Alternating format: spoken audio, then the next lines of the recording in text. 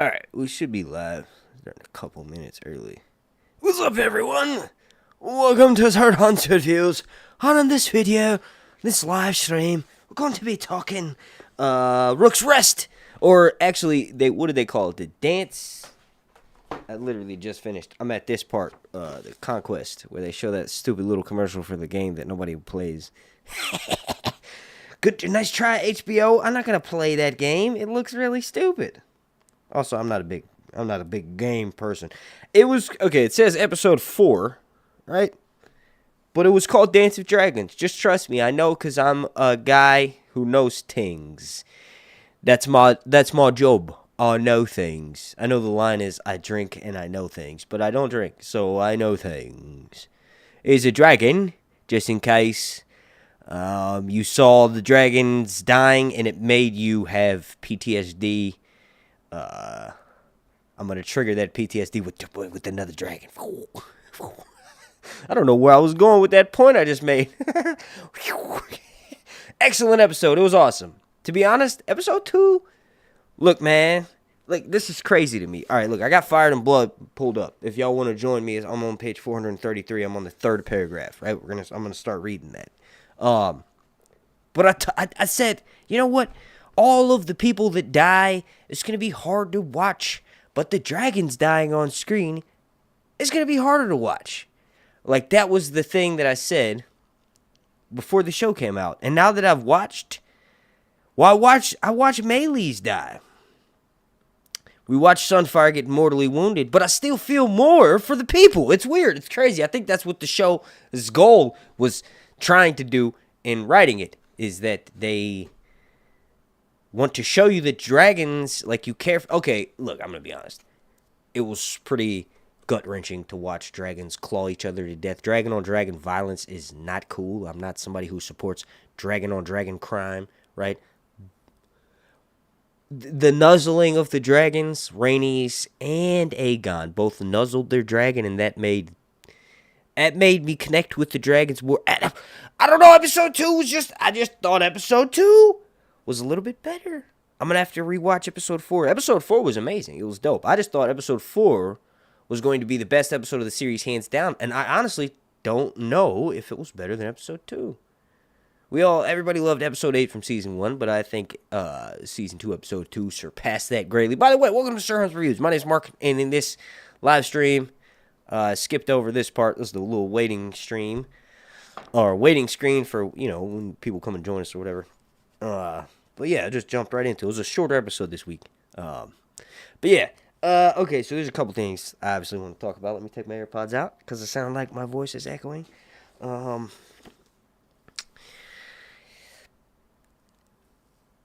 I give the episode like a 10 out of 10. I had very little issues with it, right? I just don't know if it's better than episode 2. I'm really stuck on that. Like, I know everybody's like, dude, we want to hear you talk about the stuff. But I don't know. I think episode 2 was better. Like, obviously, I have a connection to that episode because Luke and Elliot Tinzer are my boys. I chat with them on Instagram, right? But it was just, I don't know. I think it was because it was just the dragon. Vhagar's emotionless. I have no emotional connection to Vhagar whatsoever. If anything, I'm mad at Vhagar for killing Lucerys and Arrax. I had an emotional connection to Lucerys and Arrax. I don't know what it was. But Rhaenys, well, she's dead. She's definitely dead. There's no question on that. It looked as though when she was falling backwards, she got squished by a dragon. That's going to be one of the most horrific deaths ever. But you know what I thought? And this is crazy, right? I'm going to read the ROOKS REST, what happened in Fire and Blood, in a second. But you know what was crazy? I was like, this imagery of her falling backwards, silence, with the dragon's like lifeless, right? She watched her dragon die. That was pretty hard. I need to unpack this episode because I just say rash things at the beginning. Like, episode 2 might have been better, and I don't have a strong connection with the dragons emotionally as I did with Eric and Arik, right? But yeah, I don't know. The more I'm starting to think about it, the more I'm like, I don't know. Maybe this episode, maybe the dragon's death did have more of an emotional impact on me than the humans. Um, but yeah, Rainy's falling backwards in melees. Like, she watched her dragon die. That was terrible. That was actually, like I said, the more I think about it, it was pretty hard to watch because her dragon literally made eye contact, like it was looking around, like, and then it looked at her like, "You see what you did? This is what you wanted. You told me to attack," and then, and then it died, and then she died. That was crazy. But what I was getting at, it made me think of they're gonna do an Aegon the Conqueror movie. They were supposed to. There was rumors that there's gonna be an Aegon the Conqueror movie like 3 or 4 years ago, right? And then that made me think of Visenya. I'm sorry, Rhaena. No, Rhaenys. The first Rhaenys. Rhaenys, who Rhaenys is named after, falling to her death above Hellholt in 10 AC, in 10 years after Aegon's conquest. Aegon's got 2 wives, right? Visenya and Rhaenys. And you can't blame me from getting their dang names wrong. You see, I confused the Rhaenys on the show with Rhaenys, Aegon the Conqueror's wife. It's tedious, right? So anyway, that Rhaenys, the other Rhaenys, died the same way as this Rhaenys on the TV show did in the Rhaenys in the books. That's confusing, right? You see why weed doesn't help trying to keep track of all this shit? So the way that she dies is her dragon Meraxes takes a bolt in its eye and then it falls to the ground. There's this idea that the dragon could still be alive and stuff, but that like slow fall, that like crazy beautiful cinematography of the background and everything kind of slow motion for that couple of seconds, that was an amazing shot. That made me think of, oh, this is probably how the first Rhaenys died, and if they ever do a movie or Aegon the Conqueror spin-off series, mini-series or whatever, and turn it into Maegor the Cruel, that would be how they should depict Rhaenys' death, the first Rhaenys.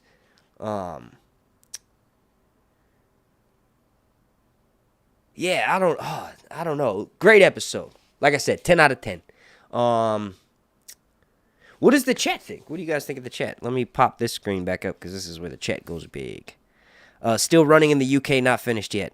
Oh, do you guys not have the power to skip ahead? Because that's what I did. No offense, but I've seen the intro a bunch of times, and I literally 10 minutes ago just finished watching episode 3. So I had just seen the intro, and I was like, I'm not going to watch this again. So I skipped the intro. I skipped the stupid little trailer that HBO does promoting all the other shows, and I went and jumped into it. Billy Bob Robertson says still running in the UK, not finished yet. Shout out my dude, Billy Bob is a member of Patreon. Let's see, what else is the chat saying? I'm going to pull up my other window of the chat. Let's see, jumping way back to the beginning. Oh, yeah, okay, please, can someone answer this? It looks like they already did in the chat, but, okay, so, and this is why watching the behind-the-scenes episode stuff would pay off. If I watched it, I would know the answer to this, but they're, again, jumping around, not talking about episode 4, but at episode 3, halfway through, they're, like, right when Off-White is introduced and we go to the Cock-Inn Tavern, right? You might not know that because they didn't show it on the TV show, but that's called the Cock-Inn Tavern. I know that because I've seen behind-the-scenes leaked images with props that were for that brothel, and on it, it said the Cock-Inn Tavern, or the Cock-Inn, yes, it did, it said the Cock-Inn Tavern. Anyway, there's this person right before the camera cuts to Off-White. It's a whore. She's being followed around, and people are looking at her like, ooh, ooh. And right before she gets to where the camera cuts and starts following Off-White into the tavern or into the brothel that Aegon goes into and discovers Aemon naked, she gets handed, someone drops a bag of coins from a window, right? And then the person at the ground level of another brothel, right, who's selling wares, she's got wares. If you have coins, I have ware. If you have ware, I have coins. Wait, how does it go? I haven't played Elder Scrolls in a while. Anyway, if you have wares, I have coin. Wait, if you have coin, I have wares. Right? Sneaky little Khajiits. That was always my favorite character to use, Khajiits, as a kid in Morrowind. Makes sense why when I grow up, I become a cat person. I just want to reiterate that I'm a cat person because the last stream, I had my dog come up here, and people were like, dude, you're a dog person. That's awesome. I knew you were a dog guy, and I just want to let you know, I have a dog. I've had dogs my whole life, but I'm a cat guy. I'm a cat man myself, right? There's no cats in my room right now because my cats are assholes, and they're right outside the door, right? Right? You have cats, you know, when you do stuff, cats want to be the center of attention. Anyway, all right. What was that? Who was the girl and what was the bag of coins? I was literally like, dude, I got to figure this out. So anyway, jumping back in the chat, what does the chat think of the episode? Let's see. Mixed Queen Destiny Phillips 420 says Star Eyes. Main Bachelor Kush says inside the HBO. This is the part that I was talking about to answer my question with the coins. In the HBO Inside the Dragon episode review, I believe Kondo said it was just to show that shady stuff goes down. He definitely could have been trying to show us on purpose for a payoff, though. Yeah, for sure. If they said it, like, directly addressed it, though, it probably was nothing. But that's just crazy to do something that blatantly, like, it's obvious, yes, but it's also intriguing as a mother... And it made me go, what is going to happen there? But yeah, anyway. Let's see, jumping back in the chat. Jason CK said, I'm so ready for Rook's Rest. This was before the episode started. Shout out. For real, I was ready. I'm ready too. Or we saw it. I don't know if I'm so ready now that we saw it. Because of how terrible the dragon fighting was. The episode itself, very well written. The acting, always on par. Or on par. Above par. Par for, I don't play golf. But par for golf means... You got all of the balls in the... You got your ball in the hole in the right amount of strokes that they consider par on course for that hole. I don't know. I played Wii golf, man. I'm sorry with the sports references. I'm not very good at that. I literally never played sports. I skateboarded. That was my sport. Okay. Erica G says, what did he just drink? Damon, that's a good question. Okay, so that I wish I had a timestamp for when that episode was put in. Daemon, and I'm gonna read that little excerpt from Fire and Blood. The reason why I wanted to do that was because somebody had pointed out in my last video when I was explaining, it was either in my live stream or the video itself, but when I explain Rook's Rest, I have it ingrained in my head a certain way. And it's not exactly the way that I read it because I also read leaks, and then I go by the World of Ice and Fire version because it's a lot more condensed version of A Dance of Dragons. So I wanted to reread that, or part of it, just to show you how pretty dang accurate, or exactly, almost exactly, right, on canon, how they did it. And also, the way that it went down makes sense with the way that it's told in history.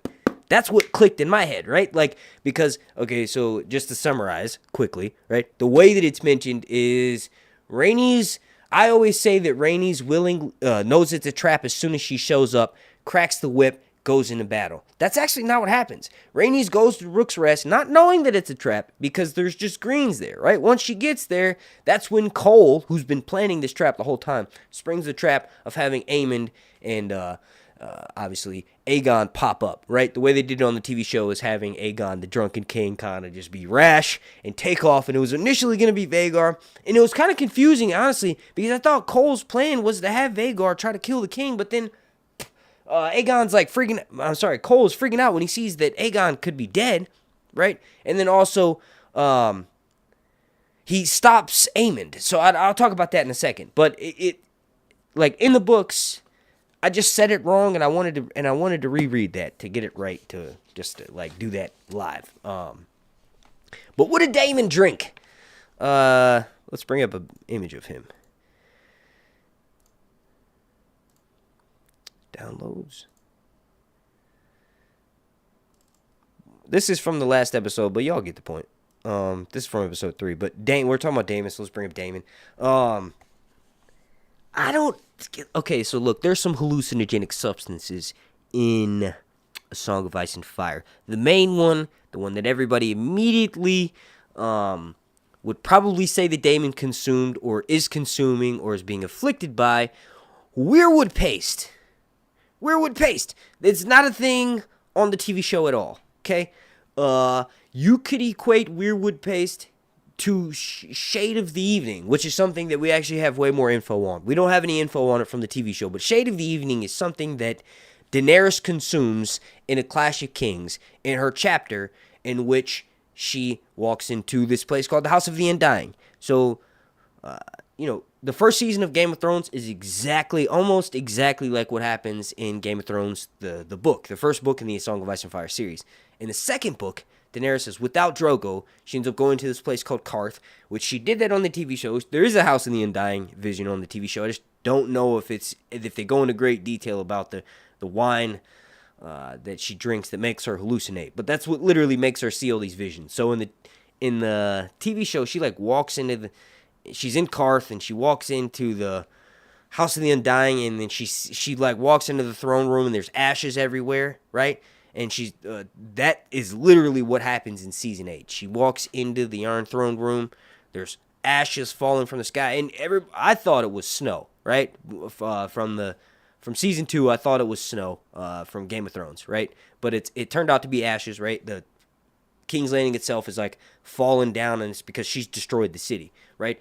So that's all besides the point. She drinks this substance that makes her hallucinate. That substance is called Shade of the Evening. It's this wine that's made from these trees that are in Karth, and they could potentially be in other locations in Essos, but they're basically made into this hallucinogenic substance that these wizards, right? Remember the bald dude, Pyat Pri, that Daenerys was messing with, and when she went into the House of the Undying, the bald guy, he had blue lips, right? And then also they sent in whatever. I'm getting too sidetracked, right?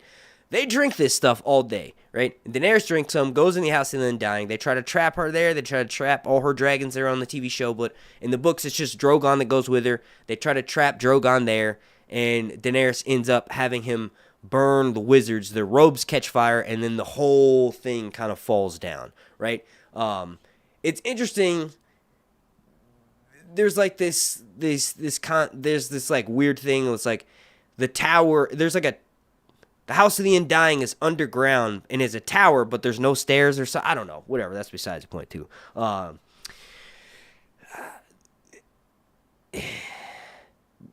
what Daemon is drinking is not Shade of the Evening. It's Weirwood Paste. So Weirwood Paste actually gets brought up in Dance with Dragons.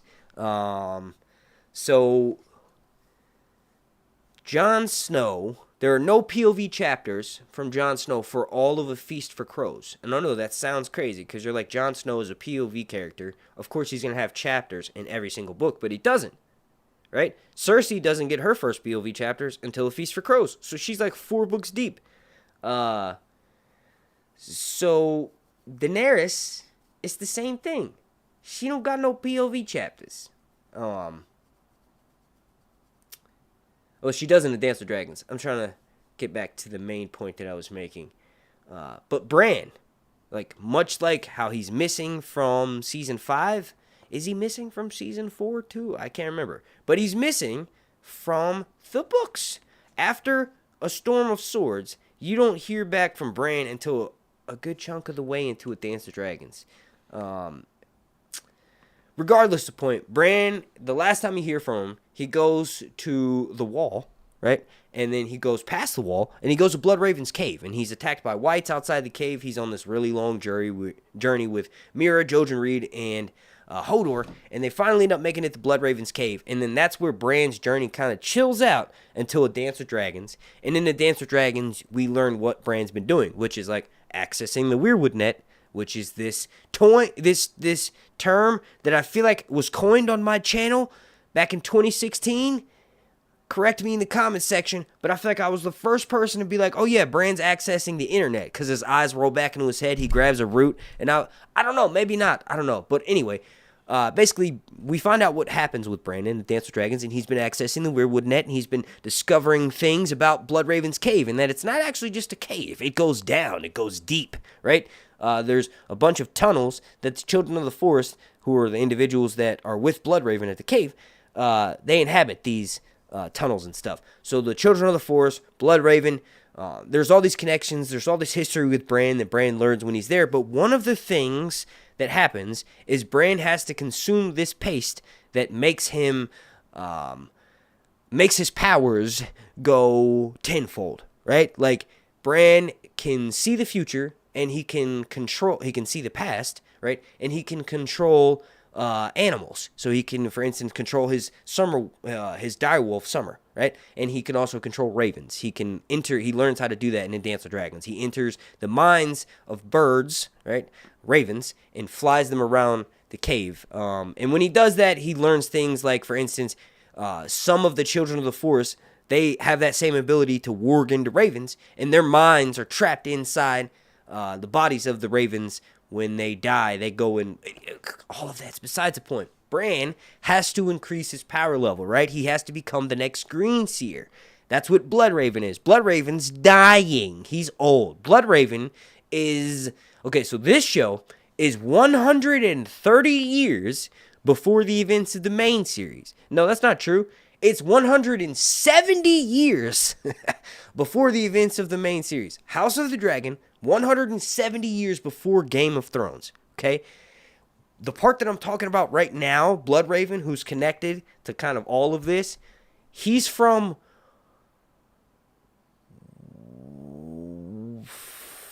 70 to 80 years after the events of this show. So about 100 years before Game of Thrones. 100 years before 300 AC, which is around the year that the main story is taking place, right?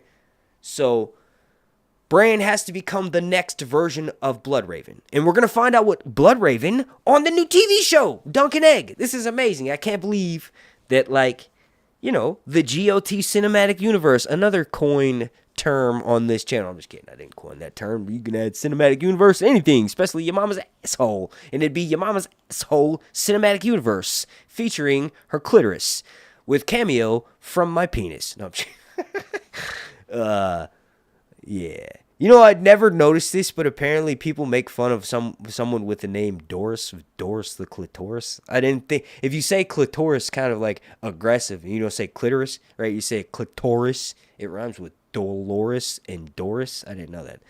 I mean, I did, but I never thought about that, ever connected it, right? But anyway, Bloodraven, all-powerful individual, and what's really cool and what connects him even more to the scene with Daemon consuming weirwood paste is that Alice Rivers is half... I'm sorry, I didn't mean to scream that. She's not half. She's a bastard of House Strong, right? In canon anyway, and it's kind of hinted at here. I don't know what, she's so mysterious, right? But she's from House Strong. House Strong are members of the First Men. They're one of the few other houses south of the Neck. Remember, I talked about this last episode. The Neck is this geographical location in the landscape of Westeros that divides the North and the South. So the Northmen, obviously the First Men, who are the Northmen, stayed up north, and then the Andals, who came over after the First Men, stayed down south. That's a really basic way of putting it, right? But when they did that, very few First Men stayed in the south. House Strong is one of them. One of the other ones are House Blackwood, and they are First Men. So Bloodraven is half Blackwood, right? And then also half Targaryen. So there's something special about Bloodraven's blood, right? But anyway, in the Dunk and Egg show, he'll probably... There's rumors that he's going to show up early on, because really he's going to be more involved in...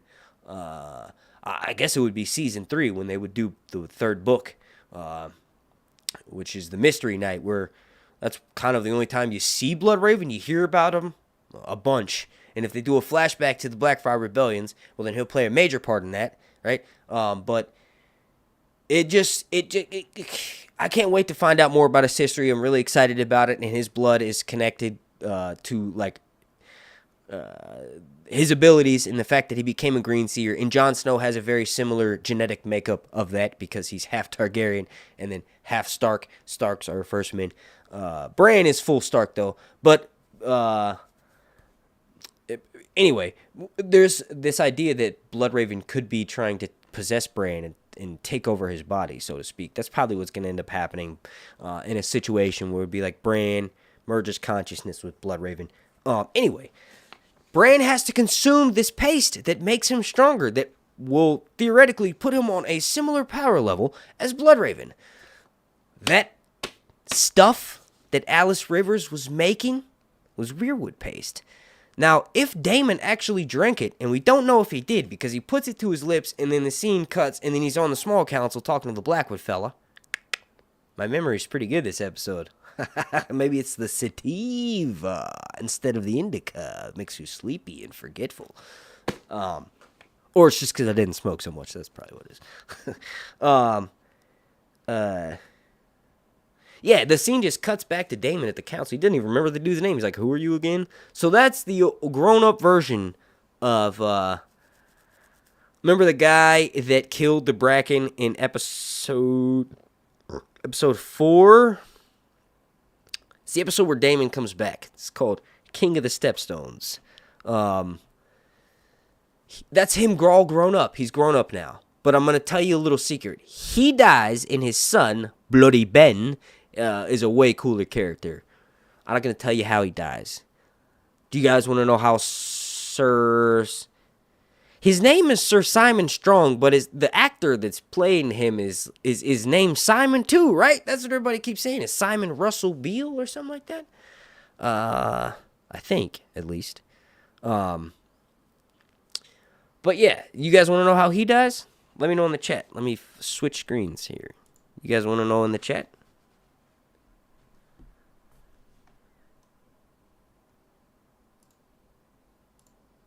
Oh, wow, we have 110 people watching right now. That's what's up. Shout out. That's the most,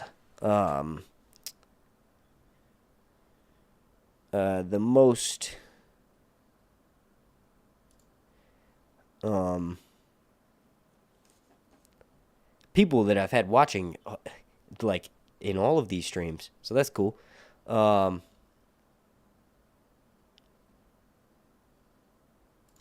what do y'all think of the chat? Do y'all think Daemon consumed the weirwood paste?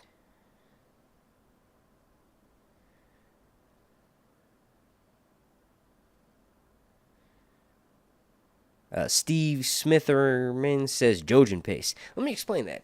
Okay, so Breanne, I never actually explained what it was. And this episode kind of confirmed that it potentially, well, it looked pretty red. I don't know. So Jojen paste is a theory that the fandom, you can't even really say one particular person came up with it, because there's probably someone else who thought of it beforehand that was just reading the books and never wrote it online, because George very intentionally plants seeds that he wants you to water in your mind that will grow into something eventually if he ever puts out the rest of the damn books, right? That's a nice way of saying it. But yeah, like, he wants you to think certain things, right? Jojen paste, on the other hand, is one of those theories that I don't know all the aspects of it, but I do know that it involves people thinking that Jojen, I guess, was ground up and put into the paste. I don't know. The thing is Jojen is kind of alive and well.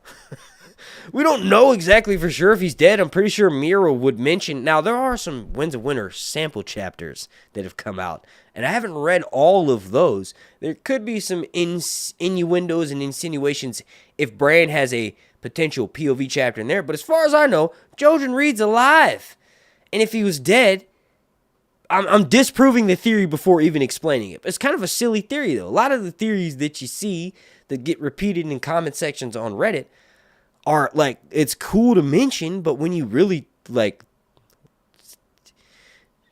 when you read the books and then think about them, you're like, oh yeah, no, it's nonsense. That's nonsense. That's fun, and it's cool to think about, but most of those crazy theories like that are nonsense. So anyway, with the Jojen's alive and well, and if he wasn't, he would have mentioned Mira, who's with Breanne in his POV, would have mentioned, hey, my brother's been missing, and I think they might have killed him, and I think they might have put him in this stuff. Now, I'm not saying that Bloodraven doesn't consume human flesh. There's human bones littered all over the floor in his cave. I'm not saying that what he does might be considered evil by some. Of course, that's the whole damn point. George put in these books that I've been holding for 35 minutes now. My fingers lost all circulation. But he literally says, you take the good with the bad. Like, you're going to do good things, but sometimes the way that you do those good things will either be straight up evil or perceived by evil, depending on where you stand, right? So, of course, Bloodraven's not all who he says to be, but the Jojen theory is that Breanne consumes this paste in a Dance with Dragons, and it makes him have a cascade of visions, very similar to the visions that he has in the first book after he gets knocked out, but before he gets woken up, right? When I say knocked out, I don't actually mean knocked out. I mean put into a coma by Jaime Lannister. Pushed out of a window, fallen backwards. You know what's crazy to me is that we don't actually know if Bran's penis works. Like, George hasn't mentioned that. And I want to know if his penis works. You know? I think that's what everybody thinks whenever they see anybody who may potentially be crippled or handicapped. They want to say, hey, does the guy's dick work? Does his dick... I think I might have gone too far right there. Let me walk that back. I didn't even just say that. Y'all don't know what I just said because that 5 seconds didn't even happen. But I'm very curious. No, I'm just kidding. The only reason why I wanted to go on that rant is because there was some dude that commented in my comment section and was like, every time this guy live streams, he's always talking about somebody's dick. This guy's obsessed with dicks. So I hearted it, and I think I pinned the comment. I don't know if I pinned it, but I hearted it. I was like, that's funny. Stop projecting, bro. But yeah. Anyway. So the theory is that Breanne consumes this paste in the Dance with Dragon. That's not the theory. That's actually what happens. Breanne consumes this weirwood paste. It's made from weirwood trees, right? When Breanne drinks it, you get a good visual of it, right? It's got veins in it that may be considered human-like, right? Okay, let me start at the beginning. When Breanne first puts the weirwood paste to his lips, he's like, this does not taste good, right? He's like, this tastes nasty, it's bitter, it's sour, it's all of the repulsive things that him as an 8-year-old boy can think of. That's what this weirwood paste is. But then he's consuming another bite of it, and then another bite, and he thinks to himself, holy crap, this tastes like anise. No, I'm just kidding. Daenerys thinks that the freaking paste tastes like honeys and anise and Drogo's seed. And what is anise? What is anise? What is anise and cream?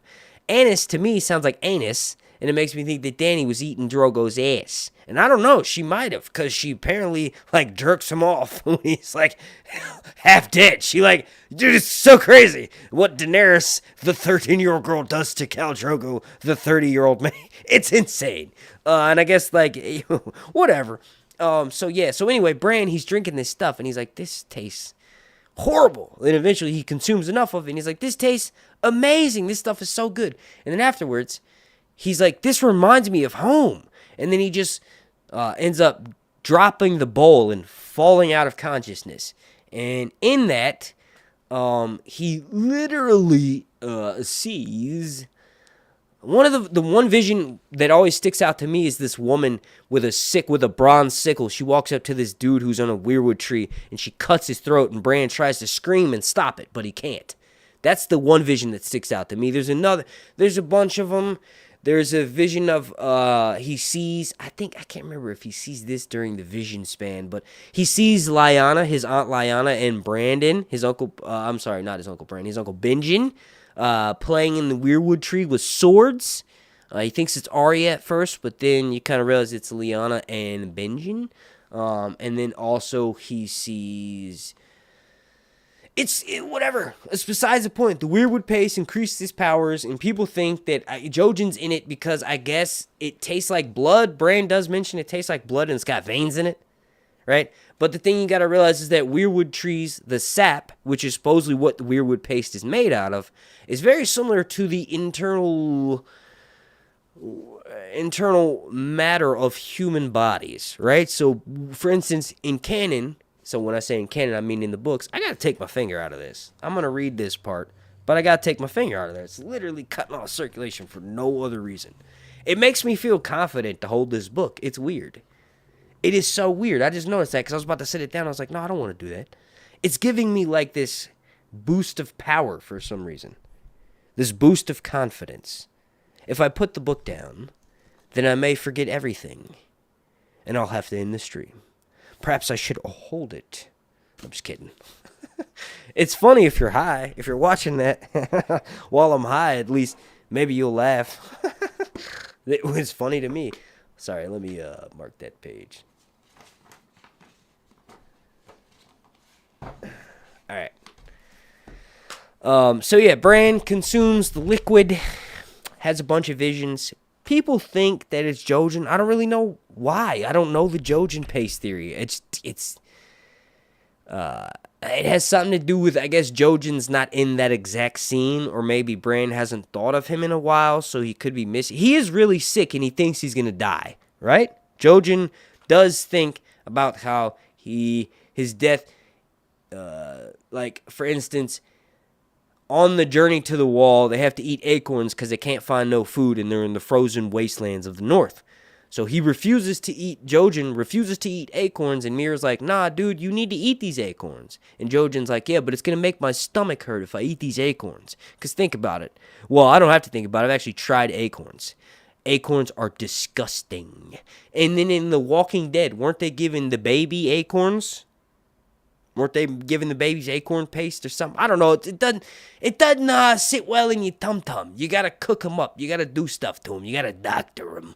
You can't just eat acorns. So Jojen's like, I don't want to eat acorns, right? And Mira's like, if you don't eat them, you'll die. And then Jojen goes, but it's not the time now that I'm going to die. He's like, today's not the day that I die, sister, right? So death is on his mind. He's frail and sick, and Mira does a lot of the things that he should do, so I guess that plays into the Jojen paste theory. I don't know, but if he was killed, Mira would be like, Breanne, we've got to leave. My brother, he's dead, and these children of the forest are monsters, right? You gotta realize in the books, they are like literal animals, right? They have cat eyes, and they have skin that is spotted. And you're like, what? What the hell? What do you mean they got vitiligo? No. No vitiligo, my friend. This is like spots like a deer. They're speckled like deers. Which, that's how it's described in the books. And I've seen a bunch of deers, and I've never seen a speckled deer. Like George writes it as like they have deer, like a spotted doe or something like that. Something with deers and something down those lines. And then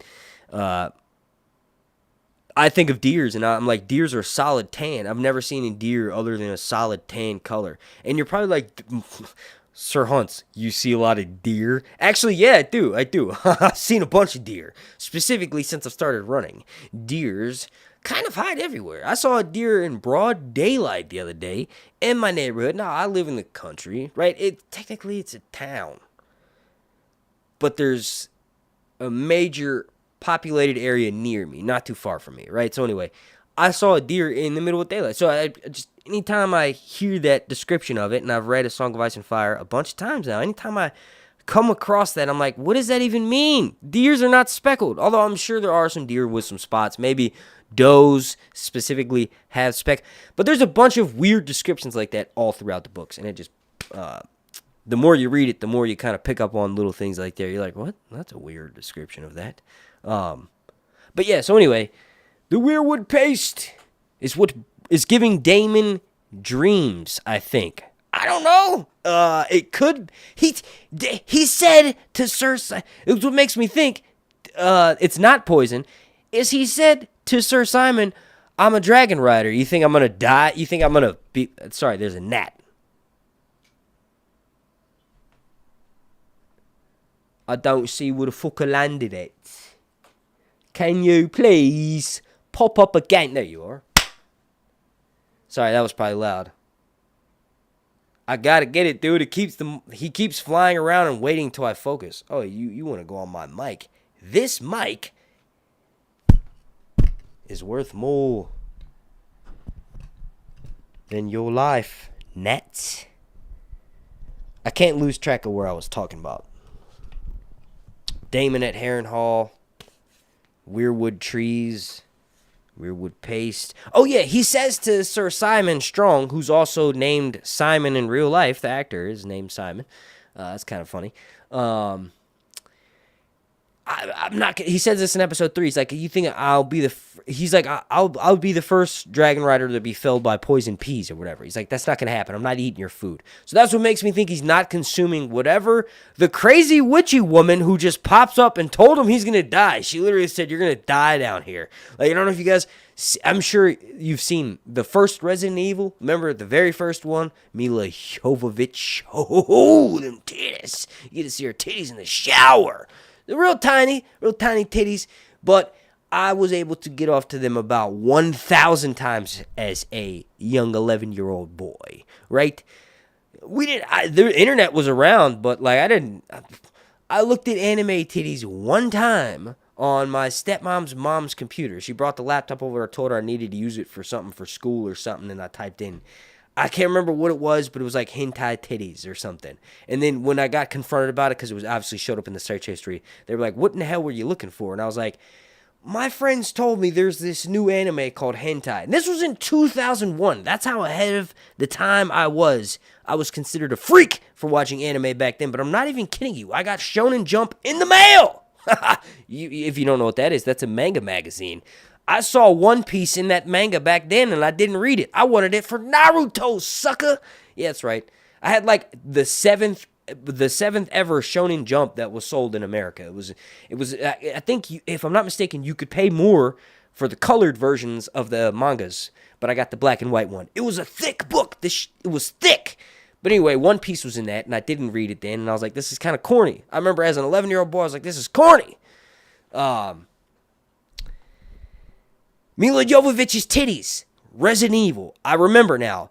There's a moment when they go down to Umbrella Corp, and there's this little girl that pops up. It's a holograph. It's the security, the person, and you're probably thinking I've seen Resident Evil recently. No, I haven't. I just remember this movie so much because of the jacking off, and then actually finishing watching it because it was a good movie, right? And also as an 11-year-old, you kind of, I was like, oh, I'm going to marry Mila Jovovich one day because I had seen The Fifth Element on TV, so I was kind of obsessed with her, right? And then when I actually saw her titties in Resident Evil, I was like, she made this. Anyway, the security person, his daughter is the hologram, and they say, you're going to die down here.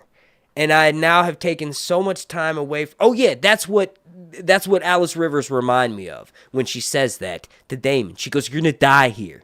And like, you guys remember the raccoon or Umbrella Corporation? I was about to say Raccoon City. But Umbrella Corporation, the security little hologram that pops up. You're all going to die down here. And I'm like, not Mila. Mila's going to make it out. And sure enough, she did. She was in the next Resident Evil. That was such a good movie. You guys should watch. I think I'm going to watch that after this. You know what movie I saw the other day that was amazing? I'm not even kidding you. How good it was? Kong versus Godzilla was good. But Kong x Godzilla New Empire. That was... monster movies are, I think, Titans or Kaiju movies, whatever. They're like the new superhero movie. I didn't care how stupid that plot was. I was like, yes, Kong, smash it, those dumb lizards. And then, well, I mean, that was the beginning. He ends up fighting the Scar King. And the Scar King is this other, I thought it was an orangutan because it had red hair and it's really long and lengthy. But I don't know, because it's clearly the father of Baby Kong, right? Baby Kong has the red hair and the green eyes. And also it showed you that the Scar King was mating. He was the only one mating. So all of those males that worked for him were all his sons. He's the alpha, right? Great movie. Go watch it. It's amazing. Kong. What is it called? Kong x Godzilla, the New Empire? So I don't know. But those movies are awesome. And they wait and put them out one every 3 years. And I think the first Godzilla movie with Hal from... Malcolm in the Middle. I know everybody knows him from Breaking Bad. Mr. White from Breaking Bad. The Breaking Bad sucked ass. I don't remember Mr. White. I remember Hal from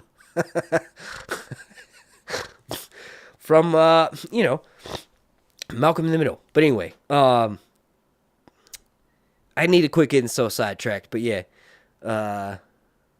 Furiosa was good. I didn't see that. I liked Mad Max. When I first heard they're making Furiosa with well, without Charlize Theron and then my boy Bane, I was like, why would they?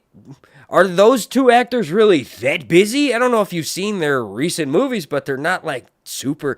I don't want to talk junk about actors, but like, I mean, come on, you could have gotten them back. They could have. Check out those guns. I've been working out. Your boy has been working out. You know what? Did I do it today? Yeah, I did. I ran 3 miles a day. Not a big deal. 3 miles is not that big of a deal, but you got to understand, it was the rain. It was raining the whole time. If y'all want to see my splits, there's my splits. You see that first mile says 9:22. I kid you not. I was running the first half of that mile at a 6-minute 42-second pace. It was insane. And then something happened where I just lost it. I was like, all right. And you know what happened is the last part of that mile was all uphill. But I was running at it. I didn't even realize it's because I wasn't watching my watch. I was just like, I watch a lot of like running coaching videos and stuff on Instagram. And like, I like the ladies. They just know how to, they get to me, right? So there's this one girl I watch her. She made, something that she said made the most sense to me. She's like, when you feel like you're going to, or like when you're running really fast or something like that, when you first learn how to run the right way and you're doing it fast enough with a really like what you would consider a hard pace, anything for me would be anything less than 9 minutes, you kind of feel like you're gonna fall, but you're not, because you just gotta lift your head up, or I don't know the exact thing, but that really stuck with me. So I was like, let me try that today. So when I did it, I was running at like I'm not kidding, it was like a 6 minute something, because I looked at it, I was like, oh, what? And then I kept going, and then I looked at it again, and I finished. Like when it said you've completed your first mile, I looked down, and it was like 9 minutes, 22 seconds. But yeah. Anyway. Alice Rivers, she reminded me in that scene from the girl from Resident Evil 2. But I don't know if Damon consumed the Weirwood paste. I'm assuming he didn't, because he told Sir Simon that he didn't. Kind of that he didn't believe in stuff like that. He's like, I'm not going to die from poison from you, my dude. So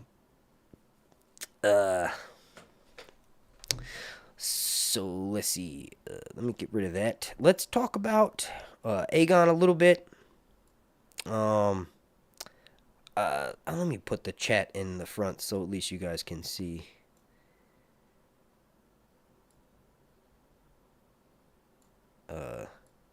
Over that. There we go. You don't necessarily need to see me that much. I'll just put myself over here. There we go. The stream kind of gets blurry when I have that fire background popping up. But let's go ahead and talk about Aegon. This episode, we've been streaming for like 47 minutes, and I can't help myself. But I know we're going to be going for like 3 hours. So, Billy Bob Robertson says 33 viewers lost in the last 5 minutes. Well, thank you for that. That's kind of a distraction for that. I just actually looked and saw that I lost a bunch of viewers. You're going to sidetrack my brain even more. But yeah, I don't know what happened. Probably somebody else started streaming or something. I started early, so maybe that was why I had 100 people watching me. I thought about it, and I probably would get, if I streamed tomorrow or something out, I might get like more people watching, but that's not the point. The point is for me to talk about it while I'm the most excited. I just saw it, and it's like that's a breakdown, right? Or that's a live breakdown in my mind. Live reaction breakdown. I used to put reaction in the title and thumbnail, but I stopped doing that. But that to me is like what this is supposed to be. But yeah, anyway, Aegon.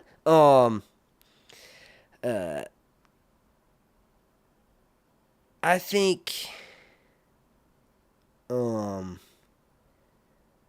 obviously, Tom is doing an amazing job acting this episode. I think it was kind of interesting that they waited until now to show a Sunfire, and then when we do see him, he gets ripped up. What kind of was that? Like, I was trying to figure out a funny joke or something to say before I went on this little rant, but no, what is that? We see the bond. He's drunk. Bro's like, okay, so what I remember is he's sitting, drinking wine. And remember, Allison's like, do nothing. You're not supposed to do nothing. And like, she doesn't understand, I guess, how to raise kids at all. Like, I thought she had some good knowledge from, like, someone who was a parent that told her what to do, right? Because of the conversations that she has with Helena, she kind of approaches it in a motherly way where she's like, hey, blood and cheese happened, but what you saw with me and Cole, you know what I mean? Like, she kind of, it seems like she doesn't want to hurt Helena's feelings sometimes, right? She comforts her, right? And then she's kind of motherly towards Aemon, so you're like, okay, she's a good mom. But then she has the scene with Aegon where she tells him to do nothing, and she tries to scold him, and he says, you better watch yourself. And then she goes, or what? What you gonna do, little dick boy? You know what I'm saying? Like, she chides him. But what she should really remember is that he's the king and that he's a Targaryen. He's got a dragon, and it's like, yo, you can manipulate this dummy to do what you want to do, but when you chide him, when you mock him, when you make fun of him, that's things that he does to Aemon because you and Sir Otto, you being Alicent, and Sir Otto have done that to him his whole life. So now he has all this power, and you think, that's a good way to parent. Let me parent him by chiding him. Let me mock him and say, you gonna do what? What you gonna do with your little dildos in your room, boy? What you gonna do with your little dildos? Billy Bob says, because you got off topic, my bro. Yeah, dude, you should... You Scottish bastard? Yeah, no shit. That's why you're a member of Patreon. I did that. That's my nickname. Sir Hunt's off topic, in air quotes. Because, like, I go by that nickname sometimes. That's my nickname when I'm fucking your mom. That's my nickname when I'm fucking your sister. And when I invite your cat over to eat wet food. I go to Scotland, get your cat from over there, Scotty. Bring it back over here. You know I'm calling you Scotty. Your name's Billy Bob Robertson, but I call you Scotty because you're a bastard from Scotland. I go over there, I get your cat, and I bring your cat over here to me, and I give it wet food. And then I fly back over there. This all happens in one night. I fly back over there on my dragon, put your cat back outside, and then, or back in your house, and then when you wake up, your cat meows extra, and you're like, what in the... hang on, let me engage my Scottish accent. What was that? I was about to go full on Artard. Scotland. Dark lager. What is this? Why is my wee little cat... Right, so your cat's meowing extra in the morning because it wants wet food, but you don't got no wet food because you don't give your cat wet food, but I gave it a bunch of wet food, so when it's back home, it wants more, right? So this is you in the morning when you're waking up, and you're annoyed that your cat is now meowing for the extra food. What is this wee cat? Oh, damn, I lost it. Oh, I had it, but then I lost it. Dark lager. Me, Scotland. I'm angry. Why is my cat yelling? Why is my cat meowing more? I don't have any wet food, cats. Go away. Fuck the Queen or whatever. I don't know Scottish people's political points, but yeah, anyway. Yeah, but don't be like that. You know I'm off topic, my bro, and obviously that's gonna make me lose viewers. But also, right? You said cats suck. You suck. No, I'm just kidding. But yeah, you caused me to go off topic now because you said this, so now it's super topic. Aegon. His connection with Sunfire is canon for the show. Aegon's connection with Sunfire in the books, the canon connection, and I'll explain what I mean that here in a second. But that's going to be a thing for the TV show. I got sidetracked because I started talking about Alicent and how she's a horrible parent, right? I love what Olivia Cook's doing with the character. I don't need to keep saying that, but I love what all of these actors are doing, right? Despite me not necessarily agreeing with some of the writing choices from season 1, some of them from the first episode, and some of the other episodes for this season, for everything that the actors are involved with, they do an amazing job. But anyway, so Aegon's drinking, right? And I think, okay, obviously, we could see it coming. He's going to leave, right? Like, his mom's telling him to do nothing, being aggressive about it, handling that whole situation wrong, right? We all knew he's a rash dude. He wants to be loved, but also, you can kind of tell that Aemon, speaking of which, holy crap, he learned, that was the most fluent Valyrian speaker I have heard outside myself.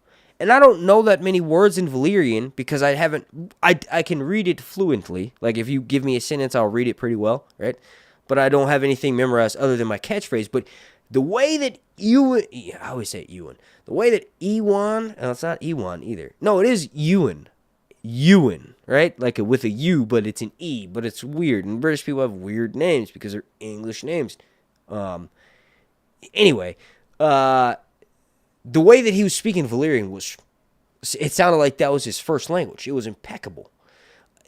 The scenes that we got of Daemon and Rhaenyra speaking in season 1 were pretty good, but Aemond is fluent, and you can tell he put a lot of practice into learning those lines. Ewan did, so that's dope. But that scene where Aemond one-upped him, right? So Aemond stands up first at the war council. Aemond stands up first and he moves a peg on the map, and he's like, hey, no, if we do this, right, then we'll get Rook's Rest, blah, blah, blah, right? And then Aegon's like, no, but I want to do this. And then he starts speaking into him Valyrian. If he hadn't have done that, maybe he wouldn't have, jumped on Sunfire and flown off. But that scene kind of, to me, cemented what Aegon was going to do, which is, leave and go and do something that isn't the smartest decision, right? We could kind of see that coming from the fact that that's hinted at. At least I could. I don't know if everybody could see that coming, but it kind of seems like it's set up that way. So, when he first goes out and sees the dragon, something about the way that his dragon nuzzles him, the way that Sunfire interacts with his hand, makes me think that bond is a thing, because it was so much more of a we've seen people abuse animals on the show, and you think the king who has potentially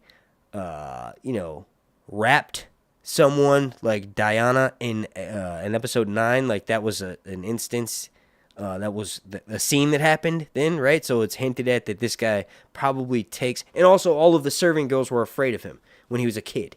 So he's been doing that for a while, right? So he's a rapper, right? So you assume he's not going to be the coolest with his dragon because of that, but then you saw how he was with Jaehaerys in episode 1. So I don't know. I feel like I read into a lot of stuff, and then I go back and rewatch the scene, and I may not necessarily feel the same way about it. For instance, Moondancer. I saw Moondancer as a bald dragon, right? But Moondancer very clearly has a mohawk, a spiked mohawk, and the sides of its head are bald, yes, but it has spikes and ridges. And I went on this really long rant about how it was bald, and that's because it's young, and it hasn't developed those horns and those spikes and those ridges. And that's kind of the case because it only has a mohawk, and it doesn't have the rest of the fins and stuff that all the dragons have, the horns on their head, and the crest of scales and shit.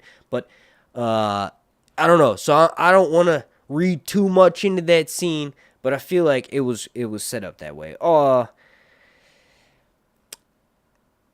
I think Daemon's armor is cooler. And now I'm saying that now because I've seen Aegon's close-up. We kind of saw it for a little bit, and I ran a poll in the community section here on YouTube. I was like, which one do you guys think, which armor do you think is cooler? I just wanted to say that. But yeah, that scene with Sunfire where Sunfire's kind of nuzzling his hand, that was amazing. It made me really want to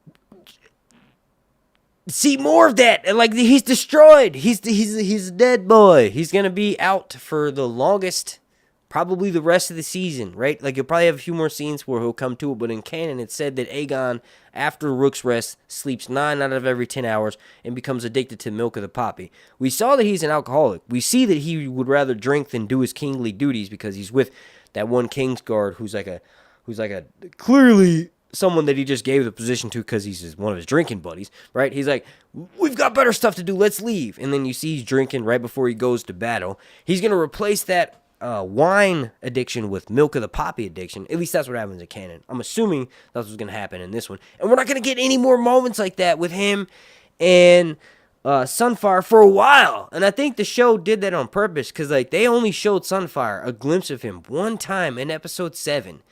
Or maybe it was... it was episode 7. It was Laena's funeral. Episode 7 or 8. But we only saw the dragon once, and it was when we saw a bunch of other dragons in a scene, and the shot was literally like 2 seconds. And they read comments and stuff, like they see social media posts online, and everybody went wild that the most beautiful dragon in all of Targaryen history was barely shown on the TV show, and when it was shown, it was only shown so quickly, right? Like then we all went crazy because they didn't do that. And now 4 episodes deep, and we finally see Sunfire. We see Aegon take the ride that he was supposed to take in episode 9, so like in canon, in the books, right, in Fire and Blood, when Aegon and Helaena are crowned. So Helaena is crowned by Alicent, and Alicent gives her her crown from when she was married to Viserys, and then Aegon is crowned by Sir Criston, and he's given the Conqueror's crown, and that happened on the TV show. Criston Cole crowned Aegon, right? But he's supposed to fly around the city, and Helaena, we haven't seen her dragon Dreamfire. I think we saw one time when Aemon first tried to sneak into the drag pit, Dreamfire is the dragon that scares him, right? But we haven't seen Helaena ride her dragon at all, and we're probably not going to, right? Maybe we will. The show could totally do that. They could make a canon. And you know what? I would honestly, after that Rhaenyra sneaking into the city scene, the memes are hilarious. My favorite of those memes is when Rhaenyra's holding the Weirwood costume and she's got the scepter thing on. She's like, "Psst, 'tis I, Rhaenyra." Like, that's my favorite meme from that. It's hilarious. But I trust that was a pretty good scene. You watched my live stream last week. I didn't have a problem with that. So I feel like there could still be a scene put in of Helaena riding Dreamfire. But anyway, that scene from the books of Aegon riding around King's Landing on Sunfire, the most beautiful dragon, according to history, of all time. It did have golden scales with pink membranes in the show. Super happy with the way it looks on the show, but it's just so funny that we did get that ride in season 2. We had to wait all the way to episode 4, and now we will never see anything like that again because that dragon ain't flying nowhere. So, I've seen a few people comment about spoilers and stuff. I mean, I don't really care about the show spoilers because I've talked about those for 2 years, and if you're on this channel, you've probably seen one of my plot leak videos, right? But for book stuff, I guess I could say, hey, I'm going to talk about that. So that's what I'm about to mention. I'll get 5, 4, 3, 2, 1. I'm going to mention book spoilers for what happens to Sunfire after Rook's Rest. It's really interesting. So Sunfire is the way that I have a little dragon right here. I keep looking at it. I'll use this as a scale. So Greg Yantis, the director, one of the directors from season 1 of House of the Dragon, he directed episode 10 and I think episode 4 of season 1. He mapped out the entirety of the Dance Above Stormbreaker Bay, right? So that's Erex and Lucerys and then Vhagar and Aemond, right? Episode 10. He mapped that out using dragon toys. I've had this Rhaegal statue for a while. Got it for Christmas in 2021. But that's where I got the idea because I was going to do a really funny thing where I was going to reenact the battle because one of my patron members, she's in the chat right now. Shout out Destiny McQueen, Philip 420. She got me a Christmas ornament that is Viserion, and I was going to reenact the battle. I was going to go... But I was like, nah, it's going to be a little bit too autistic for this crowd. I don't know if my stream would like something like that. But I would totally do it if you guys want me to. So anyway. So canon, right? Sunfire ended up very much the way that it did after Rook's Rest in the books. And that's that Sunfire is dead. No, half dead. Like the king. And I'll explain the connection too, right? The reason why I said that I think that connection from the books is there. Remember, I said I was going to explain it. So, I really need to go get some Gatorade, and I'm going to do that right now. Just give me 1 second, okay? I know. I'm really funny. Hopefully somebody is laughing at this. You guys watch this laughing. That's hilarious. I am dying laughing at that. You guys thought I was about to break it down, boy. I got to go get some water. I keep getting white shit in the corner of my mouth because the goddamn marijuana is giving me cotton mouth. It's giving me cotton mouth. Oh, snap. We've had some super chats, and I will be addressing those when I get back. Shout out my boy, Rafael Luna. Let me go get some water. I need my Gatorade, yo. It's got electrolytes. That's what the plants crave. It's got electrolytes. That's what the plants crave.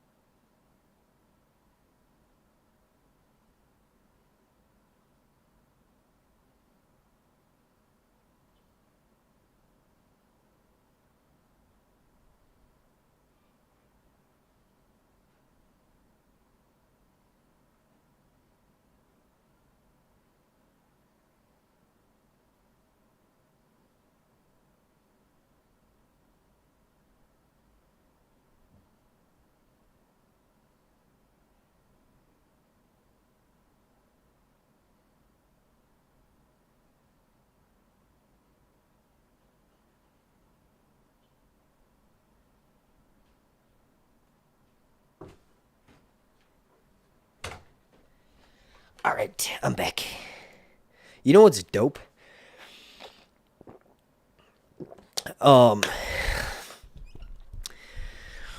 Walking up the stairs quickly, right? So almost running, and nearly not being out of breath. The hardest part of running when I first started was limiting my cigarette intake to 1 or 2 before running. It's hard to breathe with your nose. I've got a punched in nose, like I don't know if it's a deviated septum, but I have like a flat part of my nose over here, so I've never been able to breathe since that happened when I was like 14. So anytime I do something, I just breathe through my mouth. You can hear it. Every time I take a breath, you hear me go, when I breathe through my nose too. Like, I've gotten to the point where I've shaved every single hair out of my nose thinking that would make me be able to breathe better, but it just made me sick because I didn't block out all the germs from the nose hairs being there. But no. Sunfire, the connection with Aegon. So, Sunfire gets its belly raked in the TV show, and that's what happens in canon, right? Oh, this would be a perfect time to read. Rook's Rest was page 433, Fire and Blood. Rook's Rest was Sir Criston's next objective. Forewarned of their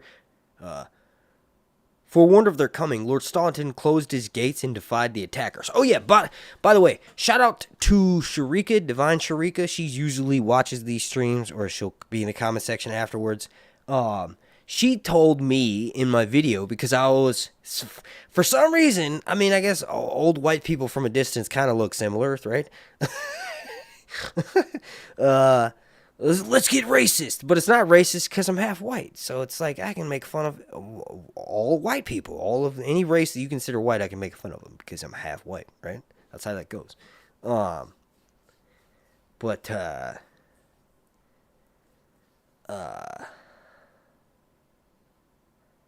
Damn, that was a big zonk. I completely forgot.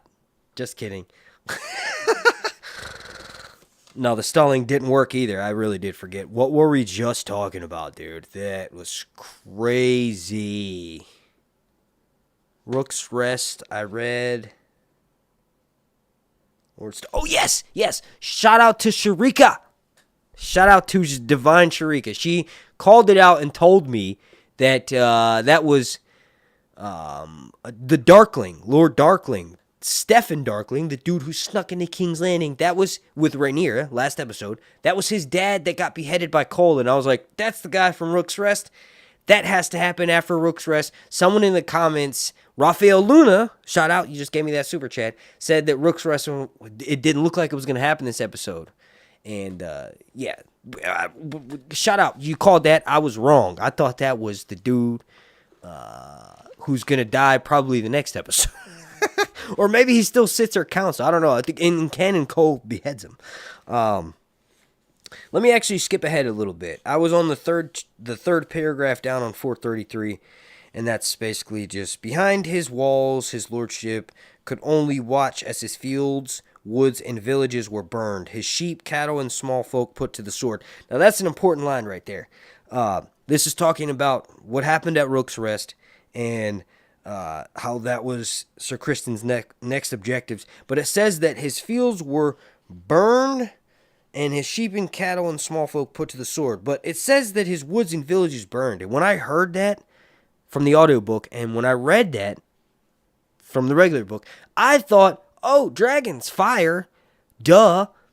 They would be using dragons to burn the area around them, and then they send a raven. This is my mind doing headcanon stuff, but then they send a raven, which is what they actually do. Send a raven to Dragonstone, and then they call for Rhaenyra's help. Rhaenyra is like out of it, but her war council is ran by Daemon and Rhaenys, and they kind of did that this episode because it was Jason, Bela, and then Rhaenys came in and said some sarcastic, smart-ass stuff, and Rhaenyra then showed up, and then Corlys showed up, and it's like, what else? That kind of happened this episode, so it was cool.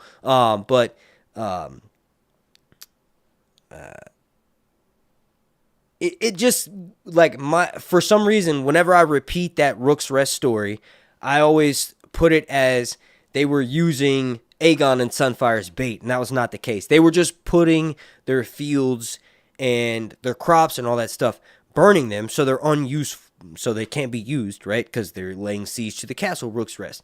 So I just wanted to point that out. But the bird had arrived as Rhaenyra. I'm kind of skimming through because I got in trouble one time. I read an entire like POV chapter from the Song of Ice and Fire books when I first started YouTube. And because I didn't do anything and just read it straight up and trying to do like different accents and stuff, I got a strike on my channel. So I can't read it all the way, I don't think. I think I have to put in breaks anyway. So that's why I'm kind of skipping around. But I want to get to the part where the actual Rook's Rest fight happens. Read that, and then we compare it with what we just saw.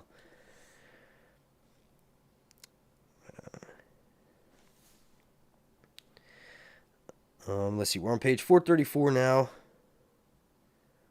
Sir Kristen Cole was not dismayed. Aegon's hand had expected this, counted on this. Drums beat out a command, and archers rushed forward. So this is right after Rhaenys shows up. The Red Queen, right? Drums beat out a command, and archers rushed forward. Again, page 434. Scorpions were cranked. Longbowmen and... wow, man, I'm all over the place. Longbowmen and crossbowmen, both, filling the air with arrows and quarrels. Scorpions were cranked upward to loose iron bolts of the sort that had once felled Meraxes and Dorne. That was interesting that I got that imagery of Melees falling with, Rhaenys on her back, and they're like falling backwards like this, kind of lifeless.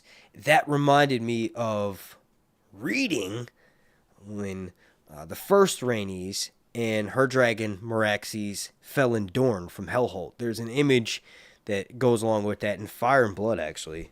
It's one of the images. And it just made me think of what that was. What we just saw tonight, rather. Let me see if I can't find that image to show you guys why I thought of that. It's really early in Fire and Blood. It's like one of the first pages.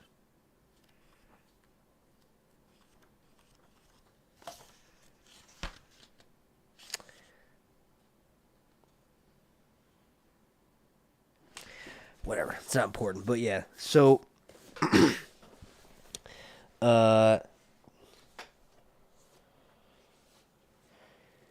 Melees suffered a score of hits, but the arrows only served to make her angry. That's literally exactly what happens. As soon as Melees shows up to battle, they start loosing arrows, right? And they do nothing to her.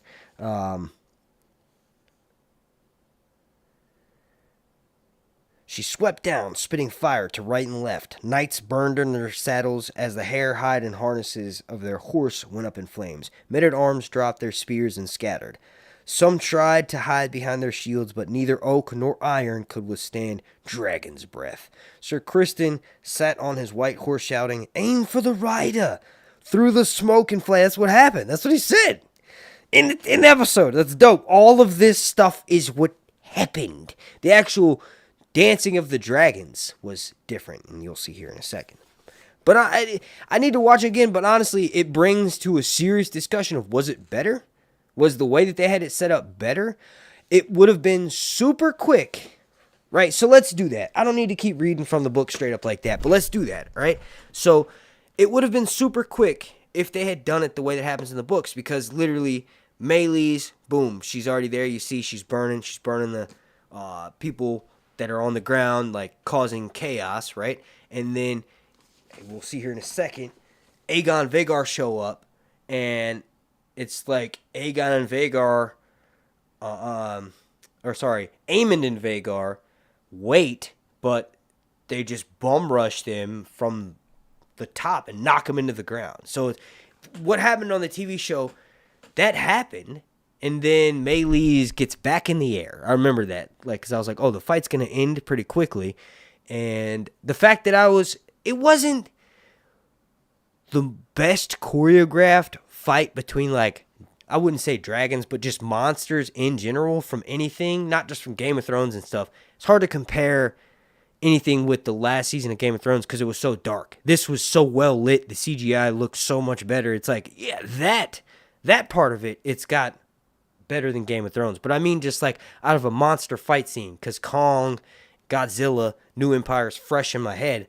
And I never thought I would be so happy as to when Godzilla is picked up by a freaking 100-foot Kong, and then I don't even know what that move's called. I didn't watch professional wrestling as a kid that long, but it's some move where you pick the person up and then you body slam them backwards. It was dope. I think it was like DDP is where you run sideways, grab their head, and pull it as you go down. But yeah, as far as epicness of fights between dragons, I would rate it like on a scale from 1 to 10. Just being honest, I would rate it probably like a 7. I rate, and to give you just some like reference, my scoring of the fight, which wasn't a fight, but the fight between Arrax and Vhagar, that was like a 10 out of 10. Completely suspenseful. It was like an 80s horror movie with how it was, like, I knew exactly what was going to happen, but I didn't expect it to be like a chase scene and then Arrax really antagonizing the entire thing because it blew a gout of flame in Vhagar's face and Vhagar getting mad.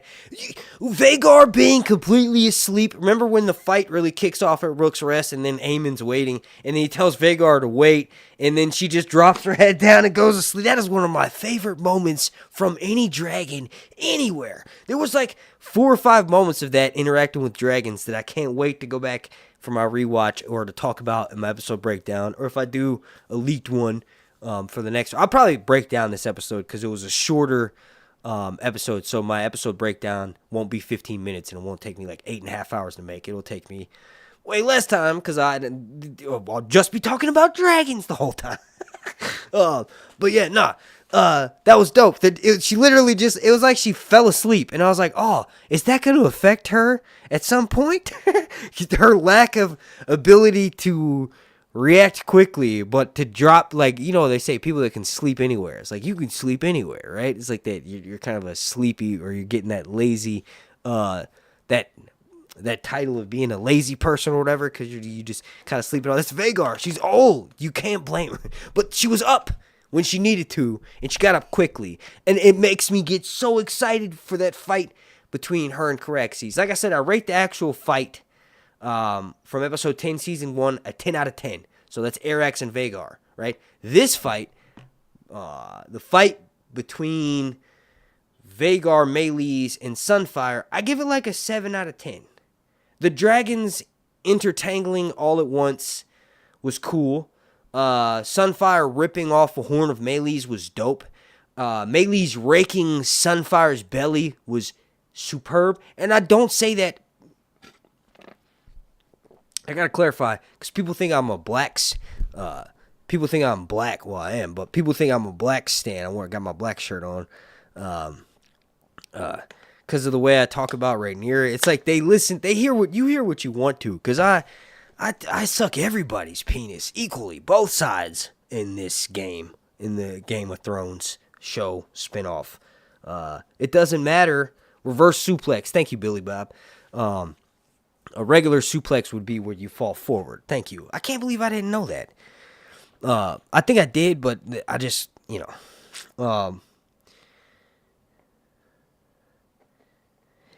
I give that fight 7 out of 10. Gets me really excited for Caraxes what's to come. Let me do the super chats because I need to do those. Let's see, we got 81 people watching right now, and then I'm also gonna jump in the actual chat too and get you guys' thoughts. Okay, so dang, we got 3 of them. Shout out to Marcus Wynn. Thank you for that super chat. He says, what do you think about Daemon laying in a weirwood bed? So I kind of talked about that, or I started to. As I said, the weirwood bed's probably affecting him, but then that's all I said to it. And then I started going on that long rant about the weirwood paste. Thank you for the super chat. What do I think about Daemon lying in a weirwood bed? I think it's affecting his mental state, right? So weirwood trees themselves are white trees with red leaves. We saw one in the God's Wood in King's Landing. They're iconic and synonymous with imagery of the North. Anytime you see Breanne, anytime you see Winterfell, the God's Wood, that weirwood tree, that big one, the one where Ned is basically sharpening ice, his Valyrian steel sword, which I always wondered about because Valyrian steel stays sharp. Why are you sharpening something that just stays sharp? That ever since I became a super book nerd, I'm like, that doesn't make any kind of sense. Why would he do why would he be? It stays sharp. It always holds an edge. You never have to sharpen Valyrian steel, but there's a point where he's doing it on the show, and that scene doesn't actually it doesn't necessarily happen like that in the books, but there's many moments ChelleLynn thinks about Ned start sharpening his sword ice in front of the pool that's in front of the weirwood tree. And then also, that's one of the visions that Breanne sees. Breanne sees someone who he thinks is his god, who he thinks his dad, sharpening a sword in the God's Wood in Winterfell. So a weirwood tree is sacred. It's sacred to the children of the forest. They would sacrifice to it. We don't know all of the children of the forest history because they're not a human enough race of individuals in A Song of Ice and Fire to have shared all of their accounts in histories and stuff, but they have shared, and there's actually some histories that say that they mated with the first men, right? So there's houses like House Reed. They're smaller, and they're described as being squirrel-like. And then Breanne thinks that the first children of the forest that he ever sees is Arya at first, but then he realizes, oh no, that's not Arya. But the fact that the creature looks like Arya, and then Arya, is kind of very good at just moving quickly and getting away from people. That may have something to do with the fact that she has some children of the forest blood. But then there's also Jenny of Old Stones, who said she was literally a weirwood or a children of the forest, and she was called a weirwood witch or whatever. I don't know. But the children of the forest worshiped these trees, and they would sacrifice to them. The first men carried on those traditions. The first men actually were pretty brutal, and we know of accounts of the first men who were northerners. They would actually kill criminals and then take their entrails and then hang those entrails in the weirwood trees as a sacrifice to the northern gods, right? So remember I mentioned House Strong. They're proudly boast of their first men blood. And same with House Blackwood, their first men blood. I wonder if that won't be brought up more on the TV show. It's kind of mentioned. Oh, finally got that fucking gnat. Did I get it? It may be mentioned again on the TV. No, I didn't. It's literally flying around again.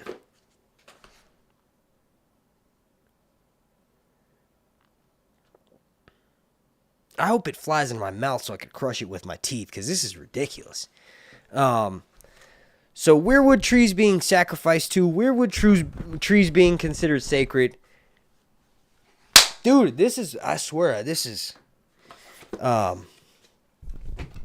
something to that. And to answer your question, Marcus, I think that the weirwood tree could be affecting Daemon mentally. The main reason I say that is because the tree itself is worshipped, it's sacrificed to, it's got some special powers to it, right?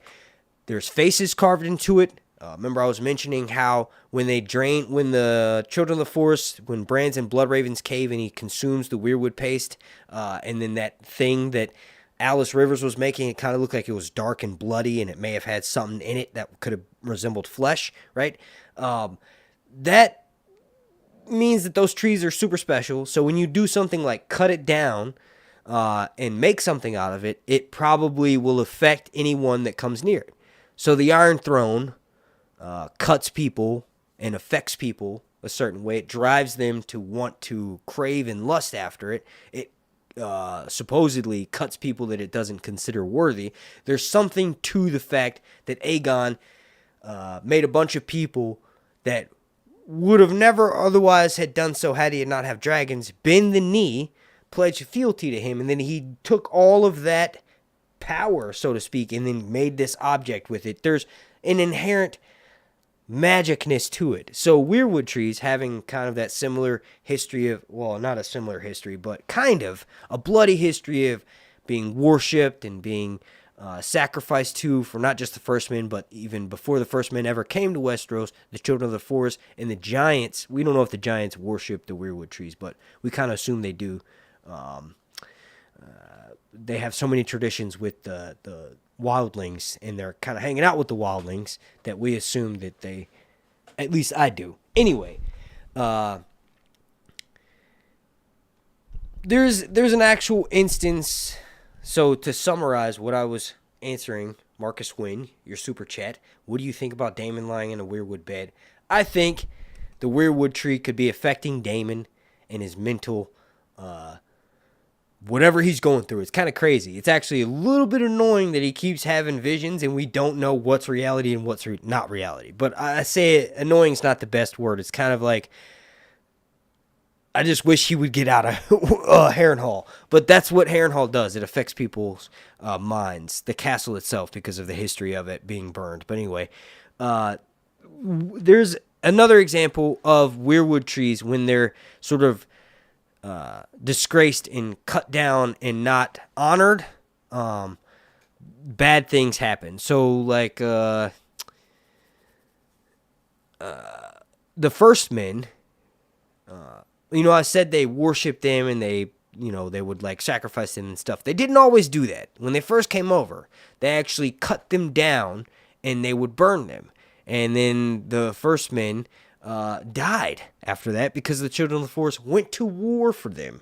So the fact that they were willing to die themselves, the Children of the Forest were willing to go to war to protect these trees just because they were being cut down, definitely adheres, or I think adds to the fact that there's some specialness to the trees. And then also you have things like Naga's Bones, or like the Hill of Naga or something, which is, according to the Ironborn, it's this sea dragon that the Grey King, who is like one of the heroes of the Ironborn, he slayed this sea dragon and then used its bones to make a great hall, so like kind of a castle, but not really. Like a great hall is, I don't know a lot of medieval stuff, but in A Song of Ice and Fire, there's a shield hall at Castle Black, and that's where Jon Snow gives a speech, and then right after that, Jon Snow, he gives a speech and tells everyone in the Night's Watch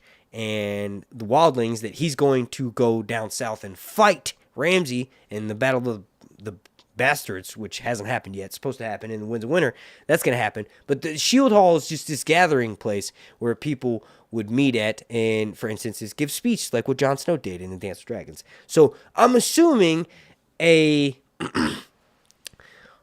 Naga's Bones that was used in a similar way, right? It was made from the bones of a sea dragon, but maesters, and in A World of Ice and Fire, it's kind of mentioned that it's probably a weirwood boat, because the Iron Men are stupid. They don't really like reading, and I'm really, really all over the place just answering this one question. So I'm going to move on after this. But basically, the Ironborn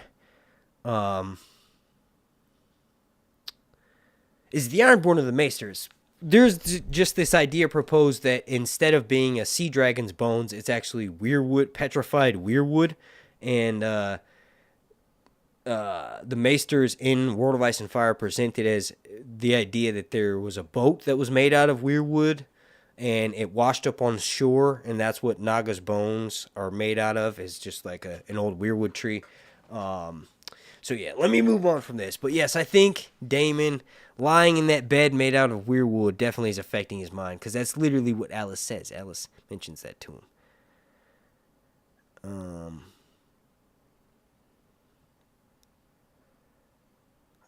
We got one from Tone Lamont. Thank you. He says, Vhagar, a curse word. She keeps sneak biting. Fight heads up. Big ass dragon hiding in the woods and behind castle walls. She doesn't deserve to be named with Balerion and Meraxes. Like basically comments. So thank you for that. Super chat, but commenting on how Vhagar's fighting style is sort of like a camper. I didn't play a lot of Call of Duty on Xbox 360, but when I did, I know camping is like this thing where people would learn the map and like camp in this one spot and wait for people to walk by them or whatever, and then they'd snipe them. And it's hard to see them because they'd be camping and hiding in one spot. That's literally Vhagar's fighting style. It is funny though, or it was set up well, because we all know that the reason why, and this was kind of funny, it's like a wink to the viewers, I think. The reason why Lucerys died was because Lucerys looked to the right and to the left and looked down and was like, oh, I'm clear. But he didn't look up, and that's where Vhagar came from, is it came from up. So I feel like I've watched that scene enough that Vhagar comes from like the top and just bites him, right? Bites down on him and he doesn't see. So when Rhaenys is like flying away because she can't find Vhagar for the last time, you can see she's heading towards Rooks West to go back the way she came from. She looks in all directions and even looks up and doesn't see Vhagar, but that's because Vhagar comes from in front of her, hidden like in that little ridge that's in front of Rooks Rest. So I agree, that's a grimy way to fight, but it was really clever. I enjoyed it. I give the entire episode a 10 out of 10. There's no question there. But how do I rank it with the series as a whole? That's for sure top 5. So number 1 is season 2, episode 2. That's directed by Claire Kilner. And then number 2 for me is episode 8 of season 1. Obviously, that's directed by Geeta Patel. This would be episode 3. This has to be episode 3. This is literally episode 3 for me. Top 10, House of the Dragon. There's only been 14 episodes of the series so far. But for my top 3, this episode is number 3. But thank you for that super chat, Tone. And then we got another one from Rafael Luna. He said, thank you, my dude. He says, how about Rhaenys? Also, thank you for your support on Patreon. He says, how about Rhaenys feeling Alan's face and realizing she's Corlys's bastard? Exactly.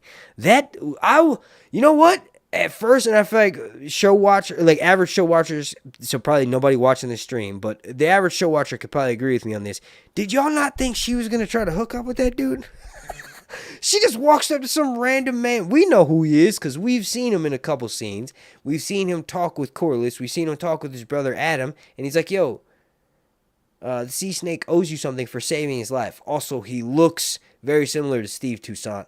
And there's a reason why they're showing these dudes, right? You could kind of piece it together. But then Rhaenys just out of nowhere, the last time we saw her was she has a scene with Corlys, and Corlys was like, all right, I've got work to do. Let me go back to making my ships, because she pushed the issue of him not having an heir, right? That was a scene just from episode 3. And I remember thinking to myself, is that going to be the last scene that she has with Corlys? No, this one was. She walks up and just starts grabbing this random man's face, and she literally goes, your mother must have been really attractive. He's like, yo, am I gonna have to this lady? if I have to this lady, I'm down. But like, are we gonna really be these platinum? I think he like kind of looks around like, where's Corliss at? Corliss, you better come get your bitch, boy. But yeah, that was funny. And then Corliss, like, she's straight talking while Corliss feels like he has to grab her arm and pull her to the side. Like, what are you saying? But yes, thank you for that super chat. That's totally what that was. She knows. And they chose Alan, in my opinion, because the actor, Abu Bakr Salim, looks more like Steve Toussaint than Clinton Liberty does. Clinton Liberty does look like Steve Toussaint, but I think the resemblance is more uncanny between the two of them. Like, the casting director did a great job finding both of them, but it was really good. Thank you for that super chat. I thought I saw one more, but I guess that was it. Nope. I got all three of them. Cool. All right, let's jump in the regular chat. What did you guys think of the episode? Let's see. Rip the Dodo Birds says, debating on buying Dark Sister as a birthday present to myself. Expensive. Yes. Anything officially licensed by HBO or sold by HBO or sold by Valyrian Steel, which is the company that makes all of the prop replicas. I pointed like I have it, but I have something much more valuable to me than a replica sword, and that's a painting of Daemon, done by my boy J Fox out of the UK. Go follow him. It's linked down below in the description. He's got an awesome Instagram, and you could also order some prints from him. He does prints. He's selling work. He does, I think, in an art world, it's called commissions. He's taking commissions. Go check him out. He's really talented. If you want a close-up of that, in the episode 1 live stream from season 2, I actually brought it forward so you could see it up close. And also, I've posted it very often in my stories and stuff. But his work is great. He's very talented. And I know it sounds like it's sponsored or something, but that's not the case. He saw my videos. He was a fan of me in season 8 for Game of Thrones, and he wanted to send me a painting back then, and I just never made a P.O. box. And when this show came out, I was like, I love this dude's work. I'm going to buy a P.O. box just so that if he still wants to send it to me, he can. And sure enough, it worked. I got a P.O. box like a month later. I was like, yo, man, if you want to send me, I still had the messages on Instagram. I was like, hey, man, if that offer's still on, and he did it. He fucking did it. And I know it was like $500.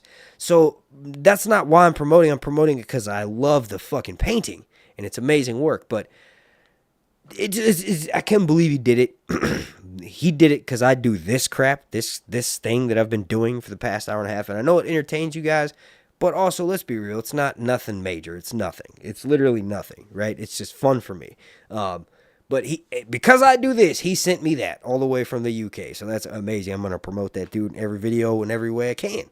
But yeah, and also it's worked because one of my patron members, I keep saying patron members like it's like a hierarchy. So like I consider them, well, I mean, those people give me money every month. If I didn't look at them a different way than just people that watch me on YouTube, I'd be an absolute fool. But anyway, someone from a patron has bought a painting of his, so it did work. So anybody watching this right now wants any kind of a Song of Ice and Fire artwork, like real deal, not done on a freaking iPad and printed out and stuff. Like, no, that is hardcore, yeah. That painting is hardcore. No, it's like he meticulously, painstakingly like did that shit with his hand. It took him like, I don't know, it would take me like 500 hours. I paint stuff, at least I think I paint stuff. You guys want to see one of my paintings? This is one of my paintings, this crap right here. This took me literally 2.5 hours. I kept filling it with stuff, and then I was like, no, that doesn't look good, let me do it with this, right? That's the crap that I make. That's like a real, can be sold for actual money painting. Like, that's just legit. So I just yeah. All right. So yeah, let me get back on track, Al. Oh, we just got a new channel member. Shout out to ChelleLynn. Oh, she's been a channel member before. Shout out to ChelleLynn. She's a member of my Patreon. Mixed Queen Destiny Phillips 420 says, it literally is everything. If you're referring to the painting, he is. It is. Yep. Hall Brawlers podcast says, Corliss can't be mad. She volunteered and then kept going back. Went out like a G.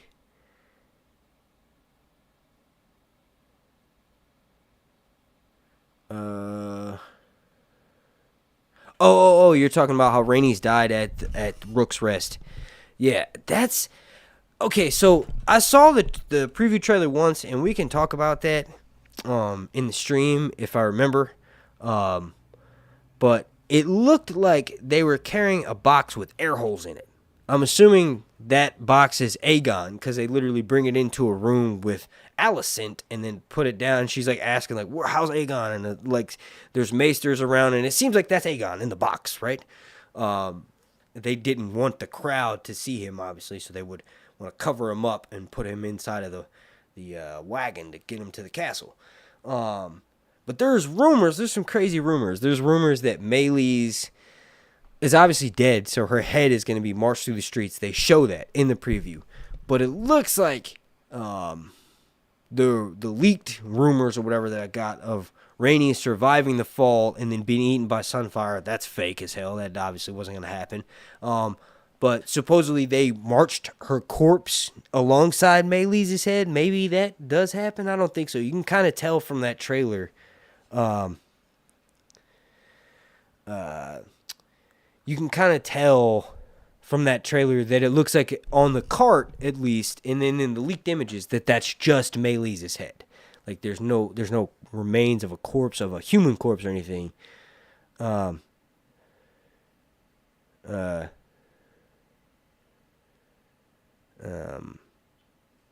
It doesn't look like there's any human remains on it. Sorry, guys, my butt really itches, and I don't know if I should share that with you guys. Obviously, I can't scratch it on stream, but it's like crazy itchy, and I don't know why.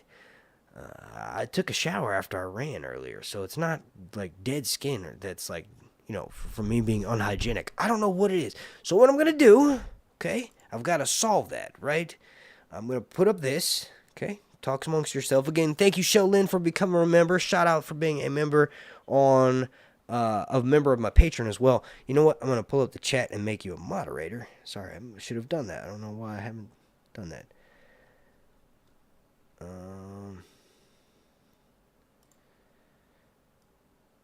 All right. And I'm scratching my butt. I've been scratching my butt this whole time, so I'm still here. I know I said to talk amongst yourselves, but I'm still here, just scratching my butt. But I will have to walk away because I gotta go wash my hands, because I don't want to have scratching butt hands. I'm doing it through the shorts, and I have a clean ass. I know my ass is pretty clean, but it's crazy how itchy it is. I don't know what that is. It's nuts, dude. Not my butthole. Not my actual butthole. My butt cheeks. I know you see. I knew you would say that, Billy.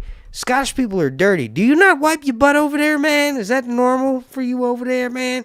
No, like the hair, like my butt cheeks are itchy. Let me go wash my hands.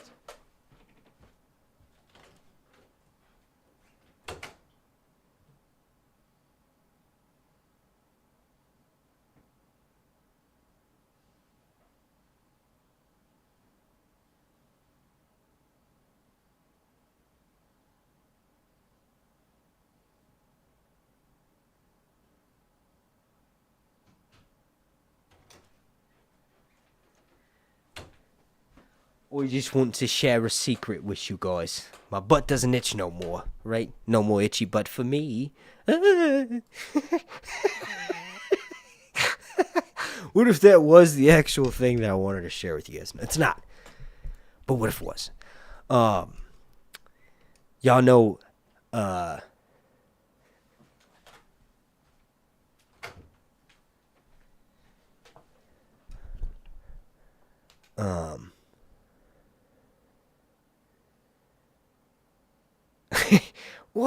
What, Billy? Sorry, I got distracted. Billy said, you don't wipe the hair? I prefer wet wipes. Wait, you wipe your butt hair? do you get poop on your butt hair? Like, okay, obviously, I have hair on my asshole, right? So that's going to get shit on it because that's where the poop comes out.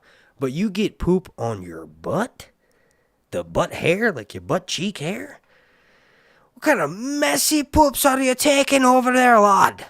Maybe don't eat so much haggis.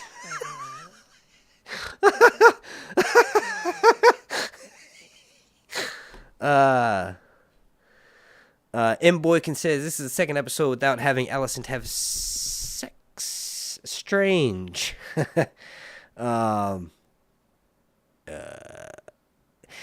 I don't. It's weird to me that people complain that they're saying that they're seeing too much. Like what? First of all, it's not quite like Rosalind or something. In season 1 of Game of Thrones, where literally like she was nude so many times they had to invent something called a sex position, which is like an expletive scene or a scene where there's dialogue, but there's so much scenes where there's lots of like exposition and telling the story through dialogue that they had to add sex into it to make it interesting, to keep the person watching the screen to have titties on screen so that they would be interested in what the characters were saying. Allison's sex scenes are nothing like that. So while I do understand that there's a complaint that there's maybe too much of too much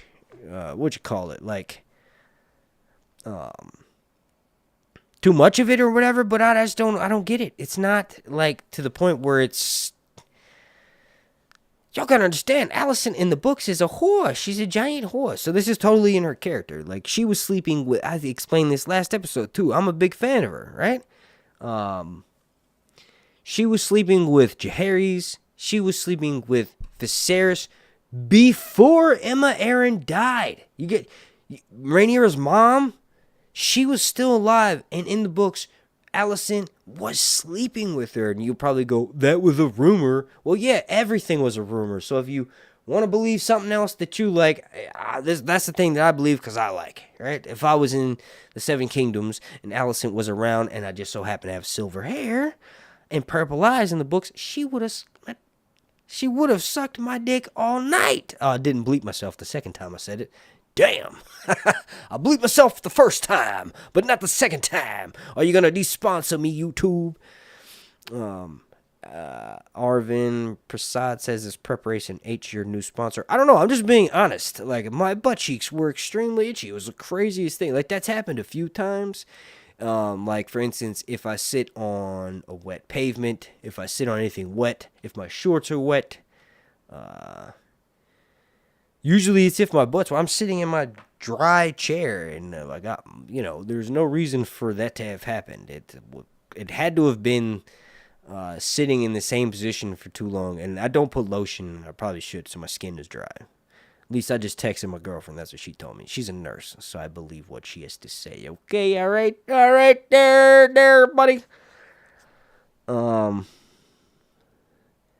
K.A. said there's not enough scenes of the blacks in this show, especially the younger generation, Jace, Bela, Rhaena. They're getting way more screen time than I thought they would.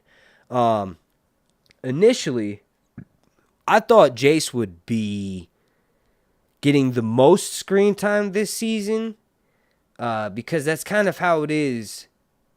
You can't even say that's how it is in the books because there's no POV chapters and it's not written like a novel. But in canon, Jace has the most mention.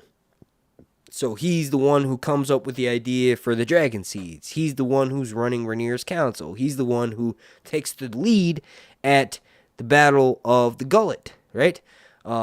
Ultimately, a lot of people, myself included, thought the Battle of the Gullet would be the final moment of this season, but it's going to end with Rhaenyra taking King's Landing. Spoiler alert, right?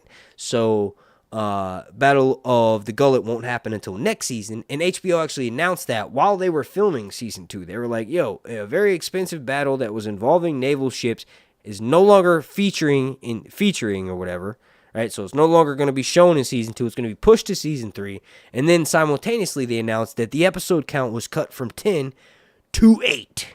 So we were like, I was like, Jace should probably get the most screen time. He's probably going to have several episodes where he's in Winterfell and he'll develop that Sarah Snow plot. That's not happening at all.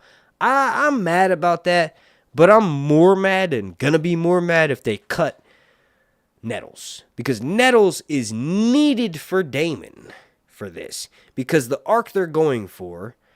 Oh my god, Daemon cut off Rhaenyra's head. Holy shit.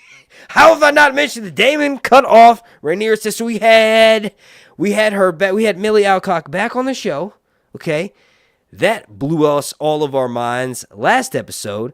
And she's sewing Jaehaerys' head back on. And then Daemon sees her again. Can they just do that with any character? If that's the case, why don't you make Daemon see Viserys? Why don't you make Daemon see Aegon the Conqueror, Visenya? And I'm not saying that in a teasing way, but I'm saying Dan and Dave had a very strict set of rules where they were like, we don't do flashbacks. So they only did one flashback or whatever, and that was Maggie the Frog. Then they were like, we're only doing one more flashback. And they did another flashback where they showed Ned, and they were like, we're only doing one flashback. We're going to do one where we show Hodor, how he becomes Hodor or whatever. They just had a set of rules where they're like, we don't like flashbacks. The story moving forward is all that matters or something. I don't remember what their dumb philosophy was or whatever their writing rules were for not doing flashbacks. But if this show can do that and can do it like, because they know that weirwood paste makes you hallucinate, and they know that Targaryens infamously have bad dreams and like dreams that make them do crazy things like kill their entire family or destroy an entire... Well, Daenerys wasn't having dreams because the dreams weren't a thing on the TV show, but almost every POV character in the Song of Ice and Fire books has dreams that are way more freaky-dicky than the one that freaking Daemon is going through in the show. But that was pretty crazy that he cut Rhaenyra's head off. She goes, oh, you're mad because my daddy loved me more than you. And he goes, you shouldn't have said... He made the face that we were all thinking, which was all shit. You shouldn't have said that, bitch. He goes, oh, you shouldn't have said that. Without even thinking, and he pulled a Vaemond. And you're like, who's Vaemond? Or the real ones. Y'all real niggas know. Vaemond is the dude that got his head cut off in that episode where he was being chopped in half. Did they call... Is that Vaemond on the TV show? I think it's Vaemond. Remember the dude that Daemon cut his head in half? He pulled that on Rhaenyra. He cut her whole head off. That was crazy. But I'm saying, can we do it? Can we see Jaehaerys and Alysanne? Can we have Daemon have a flashback in Harrenhal as the premise to launch Alysanne and Jaehaerys, the children of the old king? Can we have Daemon having a flashback in Harrenhal as a premise to launch what happens with Jon Snow in the future? Can we have Daemon at Harrenhal having flashbacks as a premise to launch the new Sea Snake show? What's up with that? Like that, it works. It works. This show, and it started with the Iron Throne. Remember when the picture of the new Iron Throne came out? This show is going to be able to take things. Now, we're not going to get crazy things like Lady Stoneheart herself, but we can get someone who maybe fills a role slightly similar, where someone dies and is maybe brought back. And that sounds really cheesy and it sounds corny, but it can be done the correct way. If you can do things like Daemon with these simple flashbacks, you can do other things. Like maybe we could get like some actual lore that builds up the Song of Ice and Fire prophecy so that it's not just like the White Walkers are dead.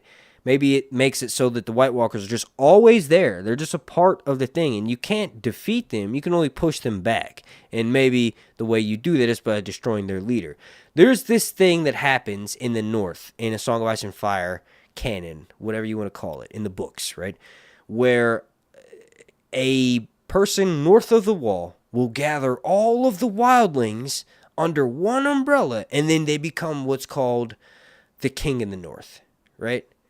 Wait, no, that's what Jon Snow's called. The King Beyond the Wall, whatever, right? When they get all of the wildlings who hate each other and are normally at war with each other at all times, much like the feudal society that Westeros was before Aegon came over and conquered all 7 kingdoms, which were literally 7 individual countries that were always fighting with each other and fighting inside of each other too, right? But when Aegon came over and conquered it, they had been the way that the wildlings are north of the wall, except for Aegon never conquered up there, right? Aegon conquered Winterfell, and he conquered, who was the famous, which was his name? The famous Stark who bent the knee. Was it Lord Cregan? No, Cregan was the one who we just saw in the last episode. It was Torrhen Stark. There's actually this location called Torrhen Square, and in the books, Tyrion sends this dude named Dagon Cleftjaw to go and steal it while he goes and takes Winterfell, right? But Torrhen Stark famously bent the knee to Aegon, King Aegon the Conqueror, but he did not, Aegon never went north of the wall and made the wildlings conquer themselves. So what I'm getting at here is this show totally has the potential, and if they're watching this, the writers, please steal this. I don't care. You don't got to give me credit. Just take it and make a good TV show. Feed my brain and make all of the countless years and years of like loving this series worth it for me, because I get to watch something on screen that I just read, right? Make A Song of Ice and Fire prophecy, the song, his Song of Ice and Fire, the thing they keep bringing up all the damn time that was explained to Jacaerys in this episode, make it make more sense. Make it so that, like, they know the White Walkers are there. And what I was getting at with the King Beyond the Wall is every time there's a King Beyond the Wall, that's when the White Walkers came back and the Wildlings came back. And that's kind of what I think, and I think a lot of other readers think, because that's literally what George leads you to believe. Why do the Wildlings keep trying to come south of the wall? Well, if you listen to regular Northerners, Maesters, anybody who's alive at the time that's not at the wall, or even at the wall, right? It's till they go spend time with the Wildlings like Jon Snow did, right? You learned from his POV that the only reason why they're trying to come south is because they're going to die if they don't. So how is that not the case every single time, or at least most of the times? They've done it like 6 or 7 times. I can't remember the exact total for the Game of Thrones TV show, but I remember Jon tells Ygritte, like, yo, y'all have done this a bunch of times, and every time you do it, you die, right? Or is that, I don't even know if that happens on the TV show, but that's mentioned in the books. We just don't know why those other kings beyond the wall have been formed or happened before Mance Rayder, the current king beyond the wall. Well, Mance is dead now. But we just don't know why that's happened. We can assume that it's because the White Walkers got too powerful. What's mentioned is that the White Walkers are always stirring.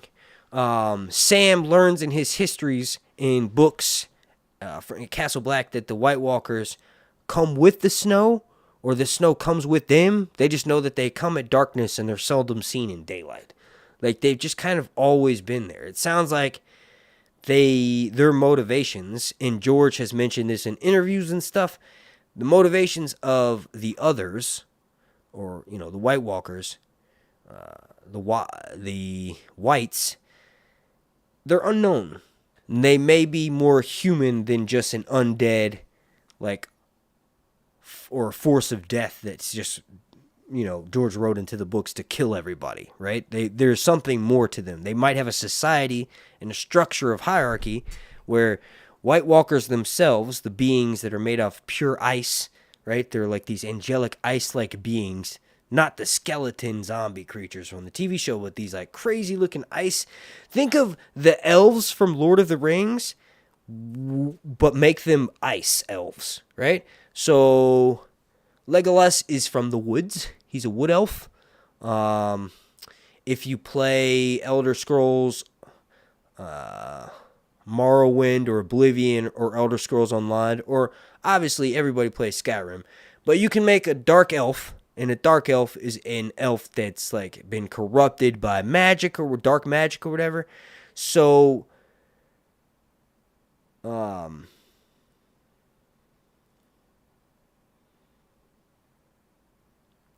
White Walkers are like the elves from Lord of the Rings that have been corrupted by dark ice. The ice from... And this is embarrassing. My daughter would kill me if she heard me saying this right now. Not able to remember it. But in Frozen 2, the evil spirits start calling back to Elsa. And she's got to go answer the call of the wild, kind of. I tune out when that damn movie's on, but it's something like that. that's what the White Walkers are in the books, right? So their motivations and stuff could be something that is enhanced on this TV show that makes Game of Thrones season 8 ending not necessarily make more sense, but just better, I guess, in retrospect somehow. Because a lot of that's kind of what you do. If done correctly, can be done really well. Let's see. Let me pop into chat. Oh, shit. Sorry about that. Shanta Terry says, Rhaenys felt like she could stop the war, get revenge on Vhagar.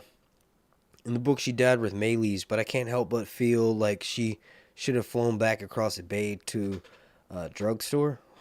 Oh, Dragonstone. I'm going to assume you mean Dragonstone.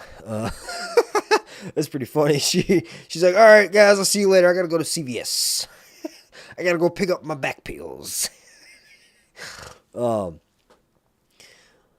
M. Boykin said Aemond looks like a broke Legolas. Aemond looks like an anime villain. And Aemond looks awesome. What are you talking about? Legolas, you know what? My girlfriend doesn't even like fantasy movies, or Lord of the Rings for that matter, but she had a Legolas poster on her wall for, as a teenager. When we dated in high school, I remember, we didn't date all of high school. We just dated for a little bit in 9th grade. And I remember, mostly because I dropped out, so I wasn't actually at school. I had to be at school to see her. But she had a poster of the thing, and I was like, oh, you love Lord of the Rings? And she's like, no, I just like Orlando Bloom. So, I mean, I guess I don't even know what my point of was saying that, but like Aemon's cool as hell. I don't think he looks like or is trying to be like anybody. I see we're at 93 likes. Can we get 7 more likes? Can we equal this to 100 likes, please? That's the like goal for this video. 100. Please. Let's do it. Billy Bob says, bro, I owe you a slap. You missed my question like 4 times now. And you know what? I'm going to miss it again. The next comment is from a user named...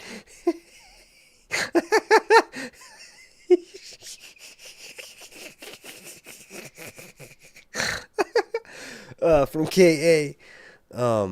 They say, I'm struggling with how much screen time Alicent is having in this show, considering how little she's actually doing. She's plotting. I don't understand that. I've seen people comment that on my video. My girlfriend's mom, who recently got into Game of Thrones and House of the Dragon a couple years ago, she's watching the show, and she kind of said the same thing. She says, it's like boring. She's like, it's boring. It's a lot of talking. And when she said that to me the other day, it's hot outside, so I like kind of was just exhausted from just being outside. So my brain's like shut off, and I wasn't expecting her to say it the way she did. She basically like, I hate the episode. Why does it suck? Like, that's kind of how she asked me. Like, I don't know. If you don't like it, you don't like it, right?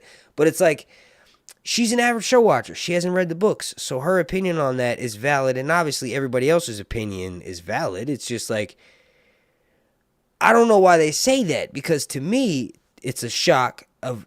There's certain reasons why I think certain things were bad about the first episode of season 1, right? There were reasons why I like it. But it's very seldom the scenes of the two characters sitting down and having a dialogue about something that explores the lore from the books, something that furthers the plot for the TV show and explores their motivations and what makes them work, right? It's never that. It's always like, why did they make this character do that thing? But it's never this dialogue. That's what made Game of Thrones amazing. That's what made Game of Thrones really, no, like, all joking aside, that's what made Game of Thrones so good. So when people say that, I don't get it. But Olivia Cook has so much screen time because she's awesome. She's Cersei, baby. She's Cersei, and Rhaenyra is Daenerys, and obviously Catelyn, right? Early on, she's supposed to embody Sansa, but also Arya. And if you don't understand why I'm saying that, just go back and watch the first couple of seasons of Game of Thrones, or I'm sure you've seen it, right? So, like, the way that Cersei is like Alicent, or the way that Alicent is supposed to be like Cersei in this new show, is that she's shown as a woman in power, married to a king that she doesn't necessarily like, and she's forced to do stuff. And then he dies, and then she's in a position of power, ruling over her son, who's the king, who either doesn't want to be king, isn't fit to be king, or is just a tyrant, right? And that's literally, so she's like Cersei, right? So Cersei had all the screen time in the early seasons with Tyrion. So that's what they split up. They gave Alicent that screen time, right? The same with Cersei. But instead of Cersei having scenes with Tyrion most of the time, Alicent scenes are with Cole, and then also with Larys, also with her son Aegon and Aemond and Helena. She's a main character. So for the Game of Thrones TV series, there were the POVs from the books. And the POVs from the books are Jon Snow, Daenerys, Cersei, Brienne, Breanne, Jaime, Arya, Eddard, Catelyn. Robb was never a POV, but there's a bunch of characters that were cut from the books that are POVs that didn't make it to Davos. Like, all of those characters are POVs from the books, so they kind of have to split up the screen time, whereas the POVs from this show, if there aren't any POVs in the books because Fire and Blood's a history book, but if you want to pretend there are POVs, Alicent would be like Ned plus Catelyn plus like a few others. Not to say that her characters like them, no, but the amount of screen time that those characters had, Alicent's kind of taking that on. So I enjoy it, but to answer your question, K.A., thank you for leaving that comment. Thank you for watching me. Rip the Dodo Bird said, I just feel like Sunfire is not a war dragon. He's a fashion dragon. Aegon himself is kind of like that, right? He likes the idea of being king. He's like, remember one of my favorite scenes of anything, not just of this show, but of Game of Thrones, is like people walking up to a ruler and being seen, having their voices heard, right? And like having a response to that.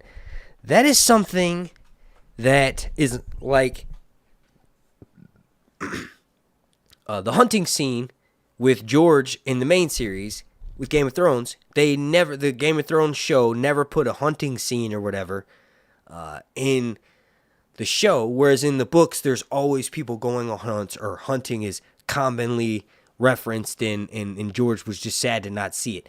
That's kind of how I felt about a king seeing their peers, or not their peers, but their subjects, and almost treating them as peers, right? So Daenerys does this when she's in Meereen. She sees a bunch of people and tries to fix their problems, or learns about certain issues that the city's facing that maybe she could use as a political tool or something to her advantage, right? I just wanted to see that, and Aegon, I saw that with Aegon. So getting back on track here, Aegon likes the idea of being a king, so he does that part of it. But when it comes down to battle strategy, listening to your actual counselors and lords, and then coming up with a battle strategy and a plan of action after that, that's the most important part of being a king. Because even Joffrey listened to his mom could call him. She couldn't stop him from killing Ned, but also Cersei couldn't physically stop Sir Ilyn Payne from beheading Ned. And Sir Ilyn Payne had kind of, it's like hinted at in the books, that he's just a cold monster. He hates anybody that kind of opposes the Lannisters because his tongue is removed by the Mad King because he said that Tywin is the real ruler, and the Mad King is like a lick spittle, kind of. Not verbatim, but that's literally what he said. So the Mad King had his tongue removed. So he became very much cold and cruel, and literally he just shuts down. He becomes a monster. Jaime goes to his room.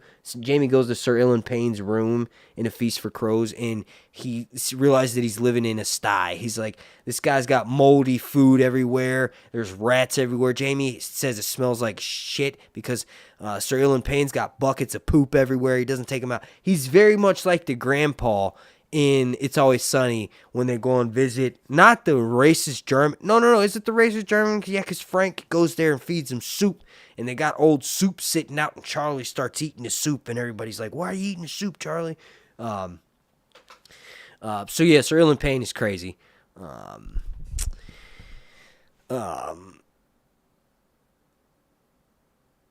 All right, I gotta stop getting sidetracked. This is too much. This is crazy. It's amazing that I can remember my way back so often, though, you know. Somehow he reminds me of a cat. Yes. Oh, we were talking about Aegon and being rash and stuff. And, like, the idea of a king, like his dragon. Because Rip Dodo Bird said, I just feel like Sunfire is not a war dragon. He's a fashion dragon. Somehow he reminds me of a cat. I like that comment. I don't necessarily agree with the cat part. Or, I'm sorry, I don't necessarily agree with the war dragon, though, because you will see that he is like a Saiyan, right? When a Saiyan loses a fight, they become stronger the next fight. They don't die, they become stronger, right? And I think the show Invincible ripped that off and made Mark... That's so weird to say my name. My own name. That's so weird.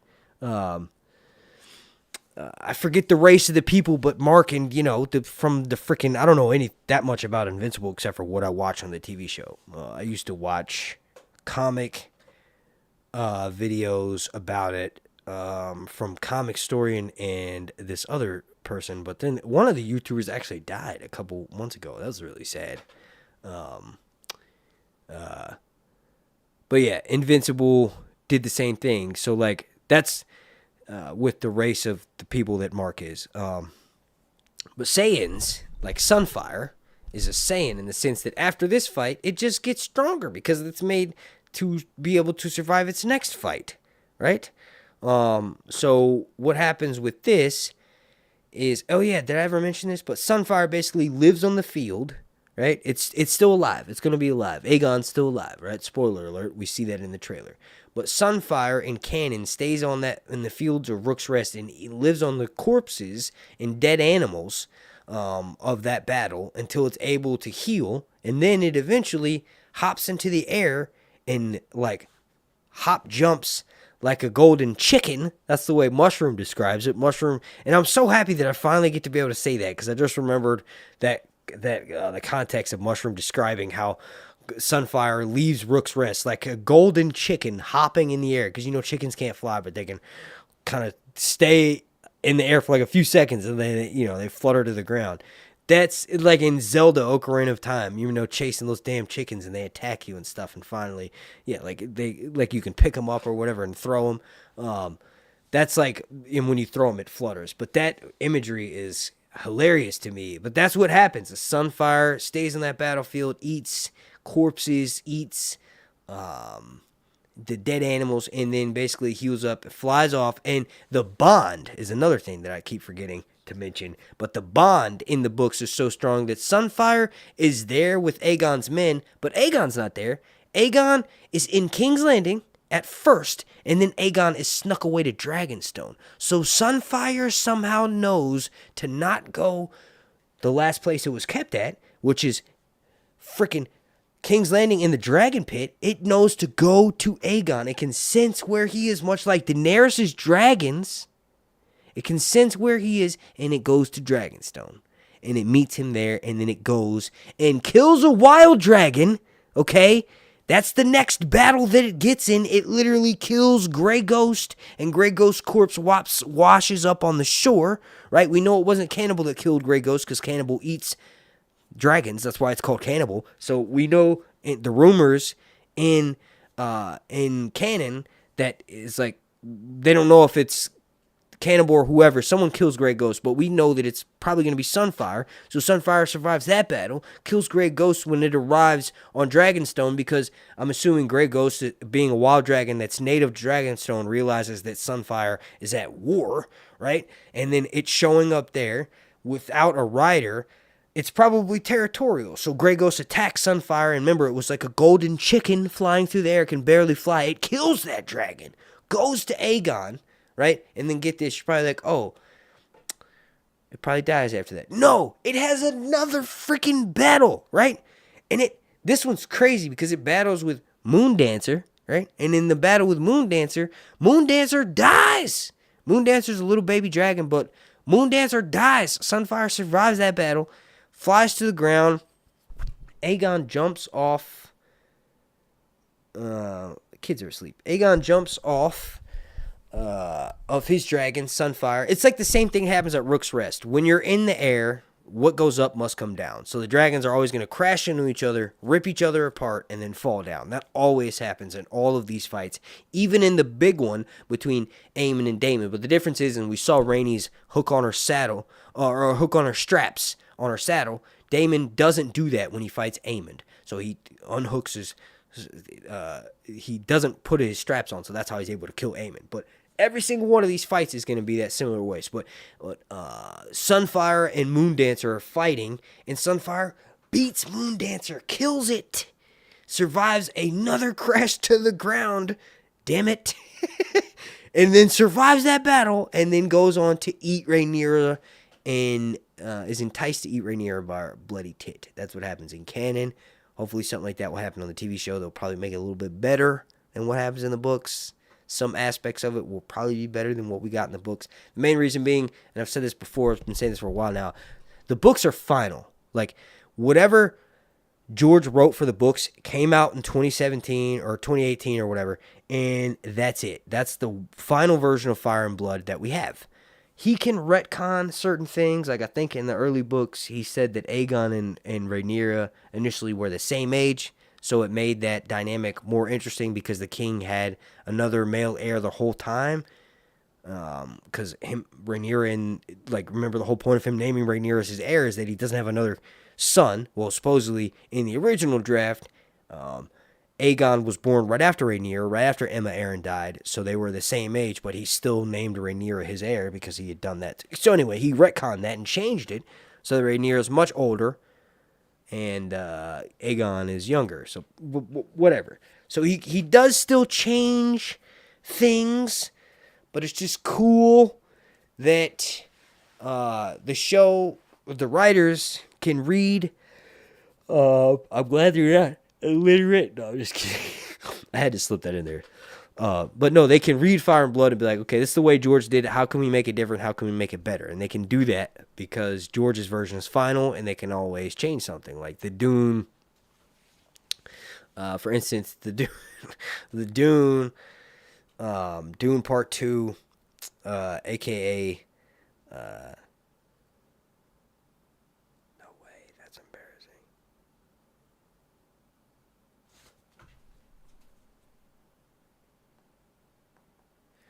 Sorry, just hang on a second.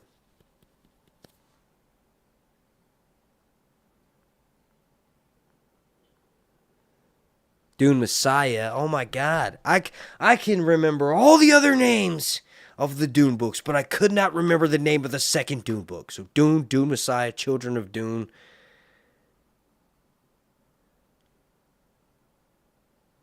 Just kidding. God Emperor of Dune. Heretics of Dune. Hunters of Dune. That's besides the point. But like in Dune, there's a part in Dune Messiah or whatever, or in Children of Dune, where it's kind of mentioned that the Fremen... No, it is mentioned in Dune Messiah because it's after Paul has kids. That the Fremen have child orgies. And the movies don't do that. They're not going to do that. So they made it better. That's a way for movies and TV shows to change, books. K3G92 says, hey, Mark, any ideas what that Dragonstone is in Dragonstone when Rhaenyra is talking to Jace? I don't know what dragon that is. It cannot be Balerion because we know Balerion is in King's Landing, unless they changed it for some reason for the show. I don't know why they would have moved. They could have technically moved the skull, but I feel like we've seen it in King's Landing since before then. But maybe it was moved to Dragonstone. Maybe it's Rhaenys' skull, Meraxes, the dragon, like not Rhaenys that died in this episode, but Rhaenys, Aegon the Conqueror's wife. One of my patron members, Pebbles83, actually asked me that exact question last stream, and I couldn't come up with an answer, but she suggested Meraxes' skull, and I was like, that could be who that is. That was her idea, so I don't know. I haven't thought about it too much, because when I first saw the scene, I just initially like, oh, that must be Balerion. But then, no, that can't be Balerion, because Balerion's skull is in King's Landing, and it looks different. This skull you could see because we saw it for a while. It looks totally different. Not totally different, but it looks different enough for me to question whether or not that's actually, who that is. Whether it be Balerion or Meraxes. The reason in canon why it could be Meraxes, and I don't know if this is why Pebbles picked that, but I'm sure it probably is. But in canon, Meraxes' skull is gifted back to Aegon the Conqueror by Dorne after they kill Rhaenys, because they want to make it sort of like a peace offering to end the war between Aegon and Dorne. And it's interesting because in episode 3, it's mentioned that Cole is a Dornishman, right? By Freddie Fox, Gwaine Hightower, right? He goes, the last thing that he says to Cole after Gwaine is introduced to Cole by Alicent is he goes, yeah, I'm going to war with a Dornishman. Like, I'm leaving out for war with a Dornishman, right? And then that same episode, when Ulf White is in the brothel, he mentions, like, that the guy he's talking to is a Dornishman. So they're setting up that idea of Dorne coming in again. And I think they're subtly doing it because the way they did it with the Starks, too, with, like, only having Cregan in episode 1, and Ryan Condal said, we're not going to see Cregan Stark for a while. And in canon, that's kind of how it happens. Like, he shows up for a bit, right, where he doesn't actually show up, but we hear that Jace goes to Winterfell, gets Cregan to pledge his fealty, and something like Cregan has a bastard sister named Sarah Snow, and Jace sleeps with her. They form something called the Pact of Ice and Fire, and that's that Jace's son, if Jace had a son, it would marry Cregan's daughter, right? But Jace doesn't have a son, so it ends up being like Cregan says, my heir will marry your heir, right? And then that Pact of Ice and Fire is signed. That's what happens in canon. That's not what happened on the TV show, but that's all you hear of Cregan until he shows up until the Hour of the Wolf. There's this other dude named Roddy Rowdy Piper. No, I'm just kidding. But Roddy, I think he's called Roddy the Ruin or something, but he leads a group of Northmen down south, and those dudes start wreaking havoc a good chunk of the way before Cregan leaves, because Rhaenyra's still alive at that point. Rhaenyra tries to, before she leaves King's Landing, after she takes it, but before she's forced to go back to Dragonstone, she starts trying to come up with different plans, but she basically tries to get them to come down and help her. So I'm getting too sidetracked on this question. But to answer your question, what that dragon skull is on Dragonstone when Rhaenyra's talking to Jace, I think it's Meraxes, and I like that idea that was proposed to me by my Patreon member, Pebbles83, who just asked me that question not that well ago. Rafael Luna says, I liked seeing Willem Blackwood. He's grown into a fine young lad. Agree.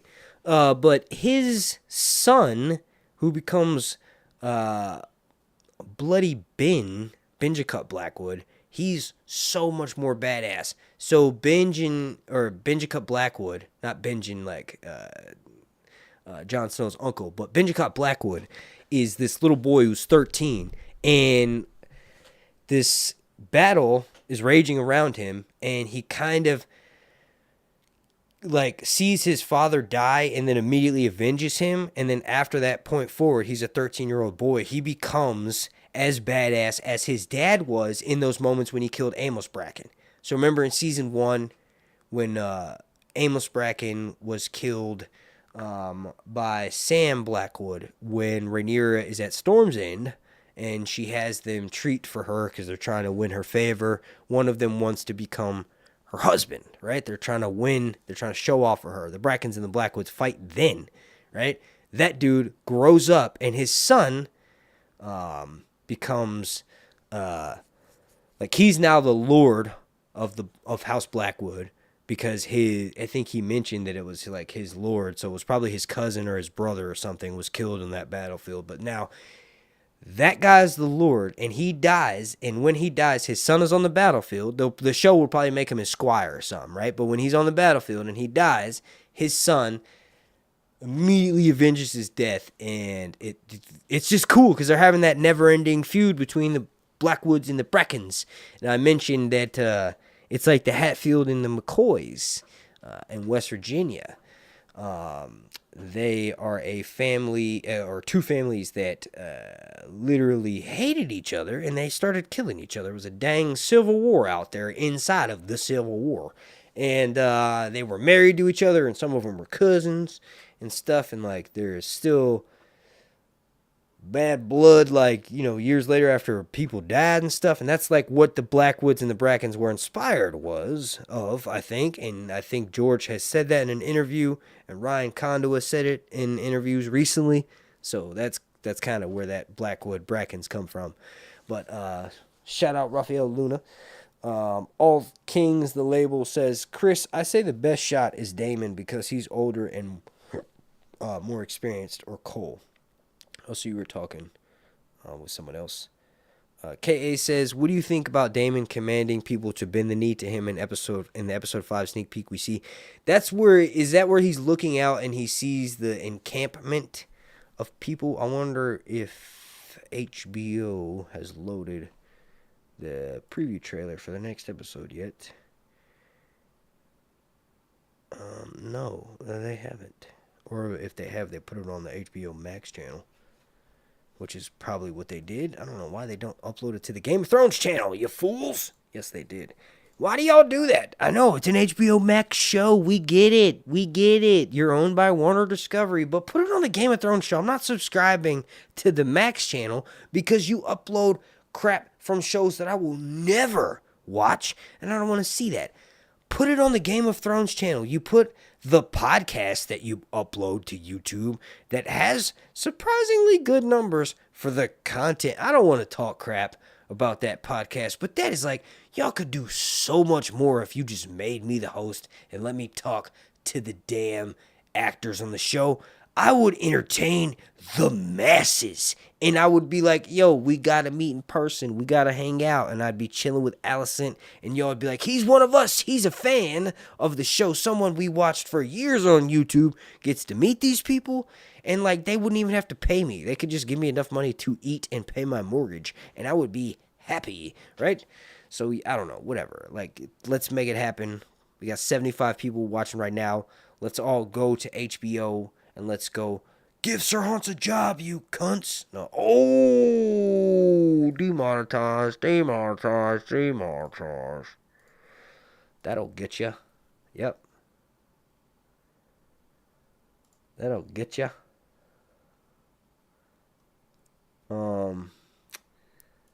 Alright, so what we're going to do now is pull up the episode 5 trailer. I'm going to show that to you guys.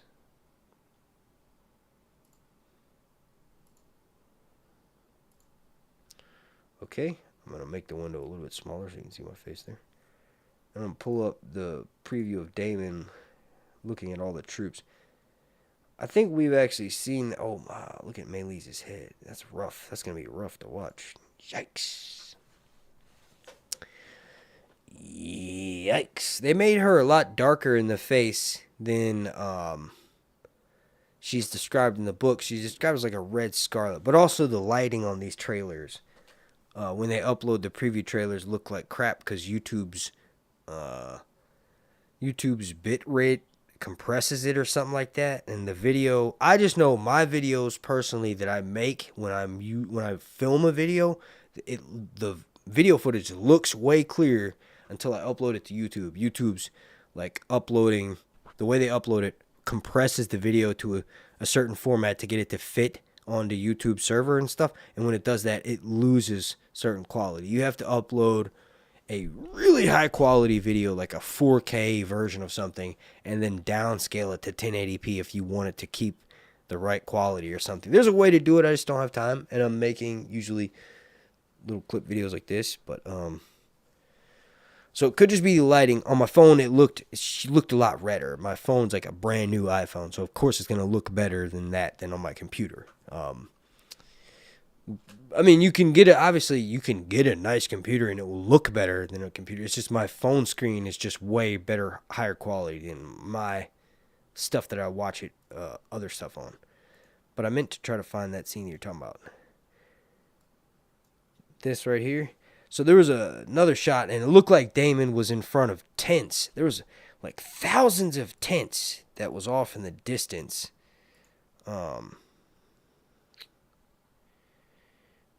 Let me add that image because I do actually have that. It was from the Greens trailer, or the Greens and the Blacks trailer. Remember when they did those right before the show came out?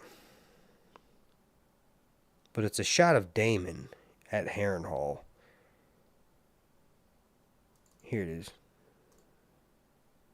This will probably be in episode well, I guess not thousands, but a bunch.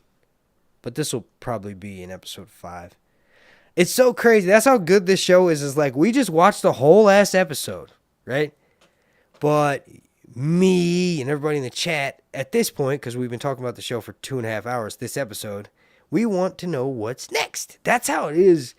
And that's why I call it the long night, because it's perfect. That's a perfect name for it. It starts almost immediately. It always comes, right? Like in A Song of Ice and Fire, the long night always comes. Winter always happens. For instance, there's a house in the north. You may have heard of them. They live in a castle in the winter. It's called Winterfell. It may be named after the first place that the winter season fell, right? But there was some war that happened there where the long night was stopped. But anyway, there's a little house there named House Stark. You may have heard of them. Their words, you may have heard of their words as well, their motto. Winter is coming. That's literally translates to the long night. Like, it happens all the time. The show comes out, we watch it, it goes off. The show comes out, it goes off. Game of Thrones came out, it went off for 5 years. Well, no, it wasn't 5 years. It was like 3 years before we got another show. That was a long night. We didn't have nothing. There was no news coming for nothing. A lot of season 1 was filmed indoors, so I didn't have as many leaks to talk about as season 2. Season 2 had a lot of leaks because they had to film battles outside, right? It's crazy. But yeah, what was the actual question about that Daemon Harrenhal scene?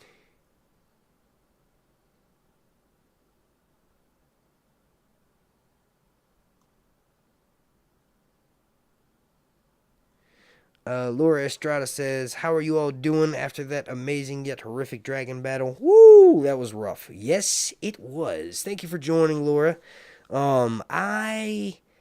I'm doing pretty good. I think I was more emotionally beat up after episode 2. I don't know what it was. I think it was because it was just Melees that died. And I felt more of a connection with Sunfire. And I know Sunfire's going to be alright. Vhagar was fine, completely unharmed. And it wasn't like Arax. I had more of an emotional connection to Arax because it was a little boy. Like Lucerys, it's a little boy riding on his dragon. I was once a little boy. I wanted to once ride the dragon from Neverending Story, right? So I saw me as that little kid. But this was different. This was Melees and Rhaenys.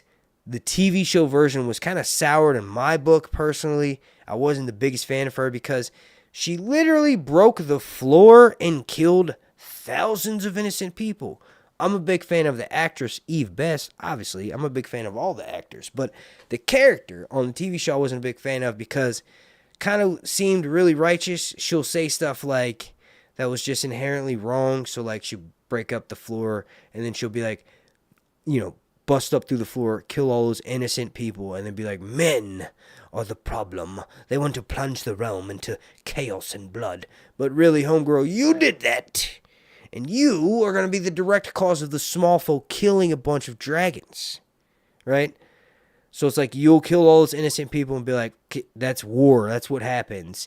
And then, like, they'll say, like, okay, well, she could have killed the king because the king was right there in front of her. Yeah, they're right. She could have killed the king. It's like another reason why I don't necessarily like that. So I didn't feel bad. And I can be honest, these are fake characters, right? And I'm not talking slander about the actors. Who cares if I did talk shit about the actors? Because I don't know them.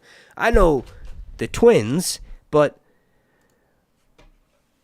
I don't know if they watch this. You know what I mean? Also, it's out of a respect kind of thing. It's not because HBO's paying me. Trust me, HBO's not paying me. Trust me, daddy. I got that from Shane Gill. Trust me, daddy. I don't know where he gets it from. He might get it from like a TikTok or something, but I don't know what TikTok is from. Yeah, Night Billy. Get out of here, you dirty Scottish bastard. You dirty Scottish. You're dirty Scot. No, I'm just kidding. Have a good night, man. I know it's probably like 6 in the morning over there. 6 in the morning. You should probably go to sleep.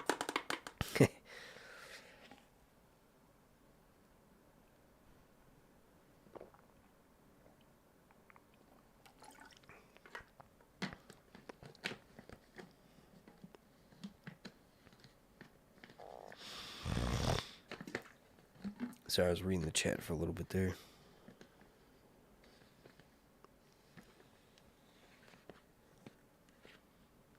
Oh, you didn't go? You get out of here, you dirty Scot. Everybody put the Scottish flag emojis in the chat and then put a stop sign next to it so everybody knows that we don't allow Scottish people. Oh, you're like, damn, Sir Hunts, you're going hard on the Scots. What's up with, why don't you like Scottish people, Sir Hunts? It's okay. I do like Scottish people. And I can totally do that because I, myself, am about 15% Scottish. From my mother. So I can talk about them. I can talk about the Scottish people. You dirty sheep fucking motherfuckers. I'm just kidding. That was a little bit too far. Scotty should put me on speakerphone and allow me to insult all of the Scottish people around. Scotty rides his little motorcycle. He's like, oh, look at me. I've got my Harley Davidson. Vroom, vroom. Just kidding. Your neighbours probably love you, don't ya? Don't they? Yeah. I was trying to find the question that I was trying to answer from bringing up all this stuff, but I couldn't even find the question. It's not my fault necessarily that I forgot it, because I literally just saw the question. I was like, okay, let me look and see.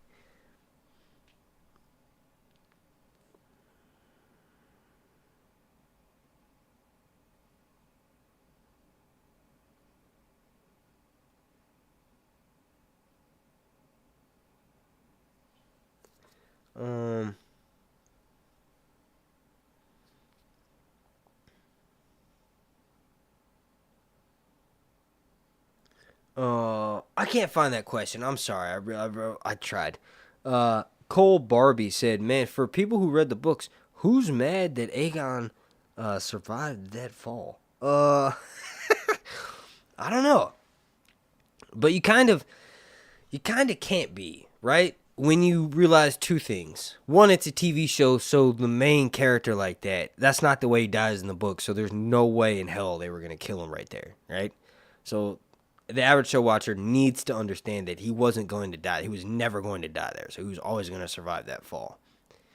Two is, it's kind of possible that in canon, no, this was related to one of the 2 points, but it's possible for someone to survive a fall in canon, because that's kind of what mentions with Lucerys. When Lucerys falls from Arax, his remains are never found, and because of that, there's an idea that he lived on as a fisherman, and he was allowed to serve the remainder of his days as a simple fisherman because he didn't remember who he was. So he was kind of like Hodored, and he just like helped people fish. That's obviously not the route the TV show went.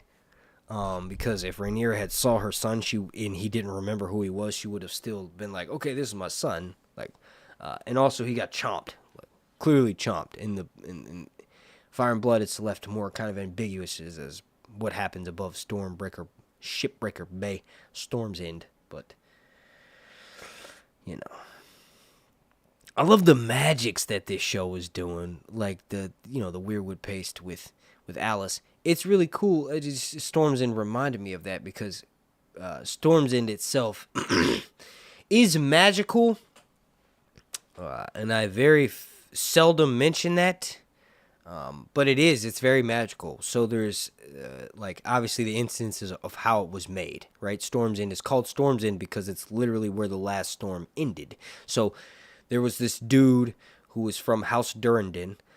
And I can't remember his exact name, but he was like the founding member of House Durrandon. House Durrandon is... They built Storm's End, but House Baratheon usurped their title or whatever when Aegon came over and made everyone bend the knee. His brother was a half Baratheon and half Targaryen, so the Durrandons didn't want to bend the knee. So when Orys Baratheon shattered them, he took Durrandon's daughter to wife. But the story is one of the original Durrandons in the Age of Heroes took the Storm God's daughter as a wife, and the Storm God was mad.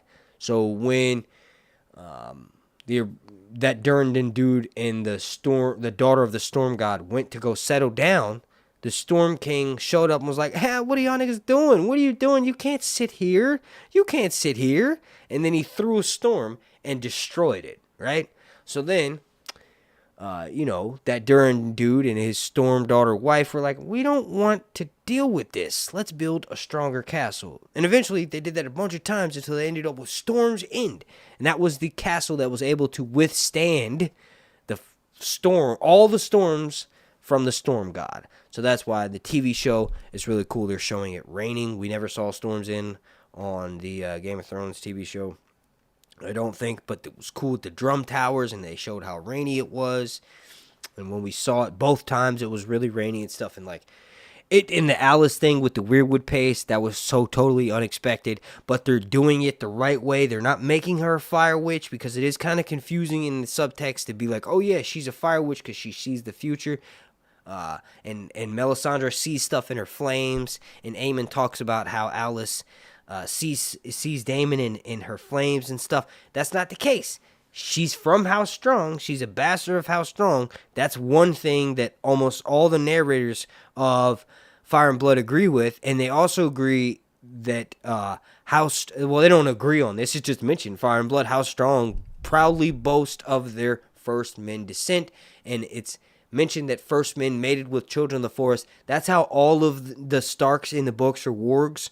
Arya, Sansa, Jon Snow kind of is on the TV show, but not really. It's just Bran. That's like Bran's special thing. But in the books, Bran wargs, Jon Snow wargs, Robb wargs, and he doesn't even know he's doing it. Jon Snow kind of denies his gift, but Jon Snow is such a powerful warg that he doesn't even have to like drift off to warg into Ghost. He can do it from just Ghost touching him. So like Bran has to be asleep, and then when he's asleep, at first anyway, Bran, when he like first gains the ability, he has to be asleep and has to lose all of his consciousness in order to be able to do it. It has to be a subconscious that takes over and starts working. Well, Jon, even though he denies it, and he's never been formally trained by Jojen, like Bran is being trained by Jojen, and then also Bran is being trained by Bloodraven, right? And then also Maester Luwin fills him in on histories, and then also Old Nan fills him in on histories. But Jon was subjected to Old Nan and Maester Luwin as well. They taught him the same histories. But it's just cool that Jon is so powerful, because Ghost brushed his leg and Jon immediately goes, is that pussy? I smell pussy. No, he's like his sense of smell is greatly increased. So it's just cool that the show is doing this, because the reason why all the Starks have that ability is simply because their first men And the first men mated with the children of the forest. Initially, they warred with them, but the way that they solved it was through sex and marriages, and that's George's favorite thing and to write about in A Song of Ice and Fire and in English history in real life. They would solve wars and feuds with pacts and marriages. That's why a lot of the royal families of different countries that are hundreds of miles away are related to each other. Bet you didn't know that. No, you probably did. The royal family is like also related to like the Prince of Greece or the King of Greece and the King of Spain. Spain is like right below England, but like those countries that are far away from each other are related and have been related, and the relations go back to the Middle Ages. So that's like what George did there. So yeah, it's just cool that the show is doing that. Of course, Alice Rivers, who is a freaking well, she's clearly a bastard of a highborn house. If you want to say that it's not 100% confirmed that she's from House Strong, which would be a really silly thing to say, because I don't think anybody would actually say that, but she's still a bastard of a royal house. And like her history in the books is literally she's just a wet nurse, right? She's like this wet nurse that is older than Sir Lionel. Sir Lionel is the father of Lares and Harwin. I don't know why I'm talking like that, but Harwin is the father of Rhaenyra's children. Harwin Strong. Remember he decked Cole? Yo, who wants to see a flashback? Daemon, going back to the flashback thing where Daemon can give us a flashback of anything we get to see. Daemon, give us a flashback where Cole gets beaten up by Sir Harwin. Daemon didn't actually see that because Daemon was over in Essos with Lena booing it up, but totally, just give us a flashback. You'd be like, it would just be random as hell. You'd be like, what? We just want to see Cole get punched. Cole, oh man, I liked him. Obviously, we love the actor. Fabian Frankel's the man. Obviously, he wouldn't be the man if the character. You guys know what I'm saying. I've said it like 20 times. I'm just really high. The actor is really good. That's why we hate the character. If the actor wasn't so good of an actor and did their job so damn well, then we wouldn't really feel any way about the character. But the reason why people hate the character so much and hate him on screen is because the actor's doing such a good job. So good job, Fabian Frankel, obviously. Let me get that out there first. But like, yeah, they should just imagine Daemon has a flashback, or not a flashback. Daemon has a dream where he dreams Cole and he dreams Harwin, and Harwin just beats the crap out of, and you're like, why is this happening? Everybody's like, why the hell is this happening on screen? It goes, because it was just an idea that Sir Hans wanted. He wanted to see it, and we put it in the show. Right? All right? He's done a great service to us for 8 years for talking about it on YouTube. How does that affect HBO? I don't know, but you're welcome, HBO. You're welcome for doing this. All right, my butt's starting to itch again. We're at 2 hours and 47 minutes. Oh, snap, we got a super chat. Thank you for that super chat. Got a super chat from Forgotten Circus, and they said, I hate how nobody ever listened to Daemon. He said he could win the war in season 1 in a fortnight. He has called everyone out. The Rogue Prince was right. Agreed with that. But you could also say that about a few different characters as well, you know? So yeah, let's thank you for that super chat, by the way. Forgotten Circus, I appreciate that. Let me answer some more questions from the chat, and then we'll break down the teaser trailer for the next episode. Just break down a few scenes from it. I gotta go pee, and my butt's starting to itch again. Marjan Kavelyaski says, Scots are very handsome. I don't know what Scottish people you've been looking at, but I've literally never seen... Okay, it's not true. I've seen some beautiful Scottish women. But typically, overall, I don't look at Scottish people and go, oh, they're... You know, Scottish people are known to be beautiful. No one thinks that. No one has ever said that. Not even people from Scotland think that. You can ask Billy Bob himself. Literally, no one he knows thinks that. Right, Billy? Tell him, Billy. Y'all know y'all are all ugly as hell. Why do y'all think I look this way? Why do you think my mom looks that way? So check this. If I'm 15% Scottish, That means that actually I don't need to smoke a cigarette, Destiny. I've smoked like 5. But thank you, and thank you to North Must Remember for doing that to me. I'm trying to quit. I'm trying to slow way down.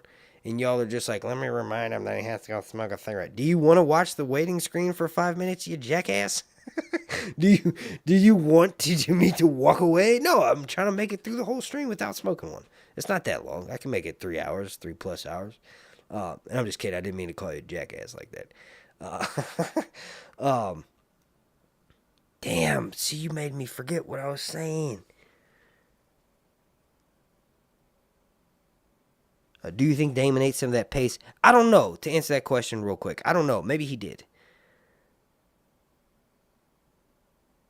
We were talking about the Forgotten Circus.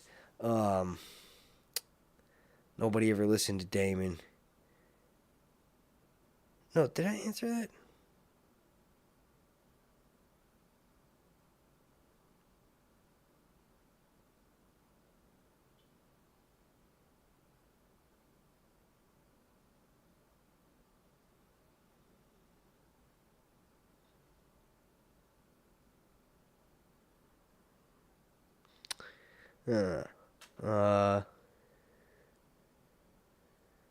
Main bastard Kush says the dragon skull at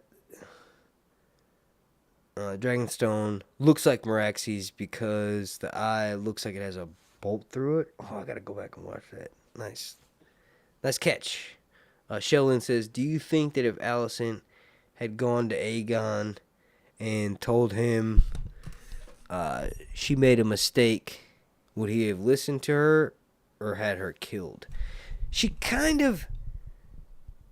Well, I guess she didn't mention that she had made a mistake, but I don't know if she is going to admit that to anybody.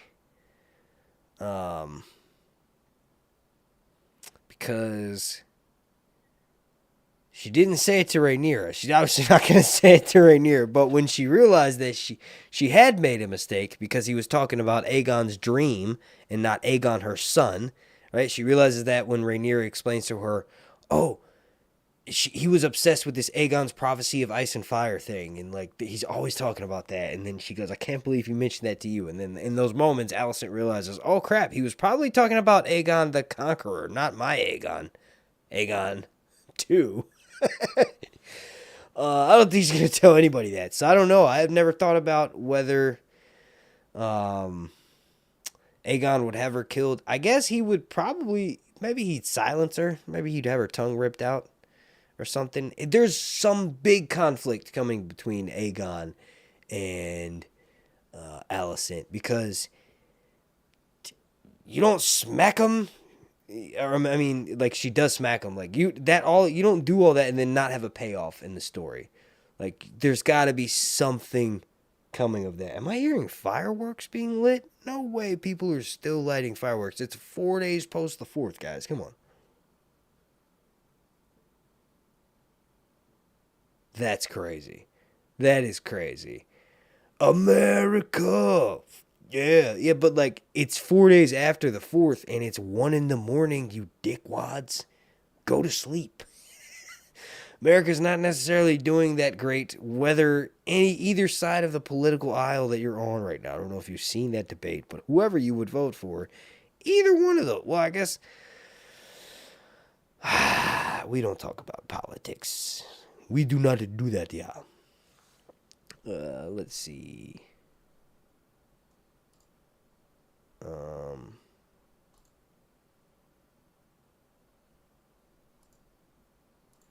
Alright, we still got 71 people watching. That's what's up.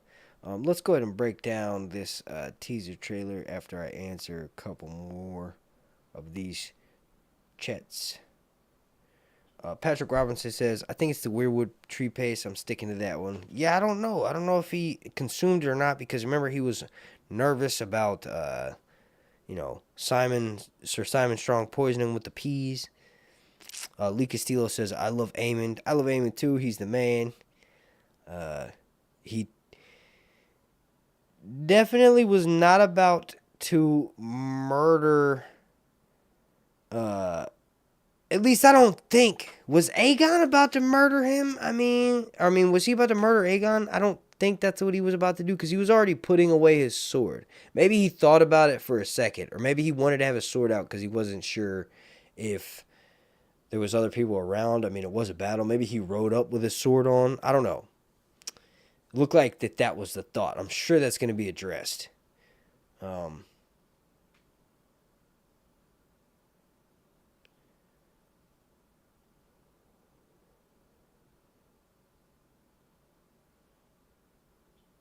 uh,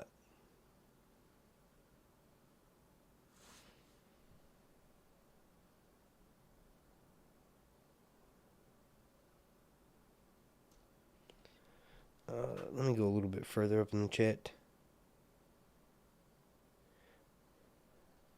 Vagar is Godzilla, or at one point I thought I was watching Jurassic Park when Eamon told her to wait and she slammed back down. She's old and tired. I love that scene. That was my favorite scene too. That's like I said. Did I say that already? I can't remember. It's been 3 hours, guys. My brain's tired. I took a full dose of creatine today, whereas I normally take like a microdose plus some. So I found out that it's 7 microdose scoops that equal 1 5-gram serving of creatine. 5 grams is pretty much what everybody takes. I've read something where, like, on a supplement forum, where if you take any more than 5 grams of creatine, your body doesn't actually absorb it in a 24-hour period or whatever. So anyway, I took extra because I miscalculated, was my point. So my brain was working really good at the beginning of this stream, but then it's just like, it's late. I mean, anybody who has children know how tiring it is. So not only am I tired from, raising 2 small children that are 3 and 2, but also I run like a monster. I am a beast at running, which is crazy because I thought I would never say that in my whole life. But yeah, let's go and break this trailer down. Not the whole thing, but we're gonna break down a little bit of it, and I'm gonna do it right here at the end, so that way I can know where to tag it. Let me move this out of the way. Make this a little bit bigger. Let's see. There we go. I'm just going to cover up the chat while I'm doing this. Okay, I need to make sure there's no audio from the desktop playing. I've only seen this once and then skimmed through it. Bend the knee to me or your house burns. Indeed, indeed. What is he doing with that axe? Is he threatening somebody else? Oh, this is where he summons Cole in his dream, and he summons, Harwin, and makes him duke it out.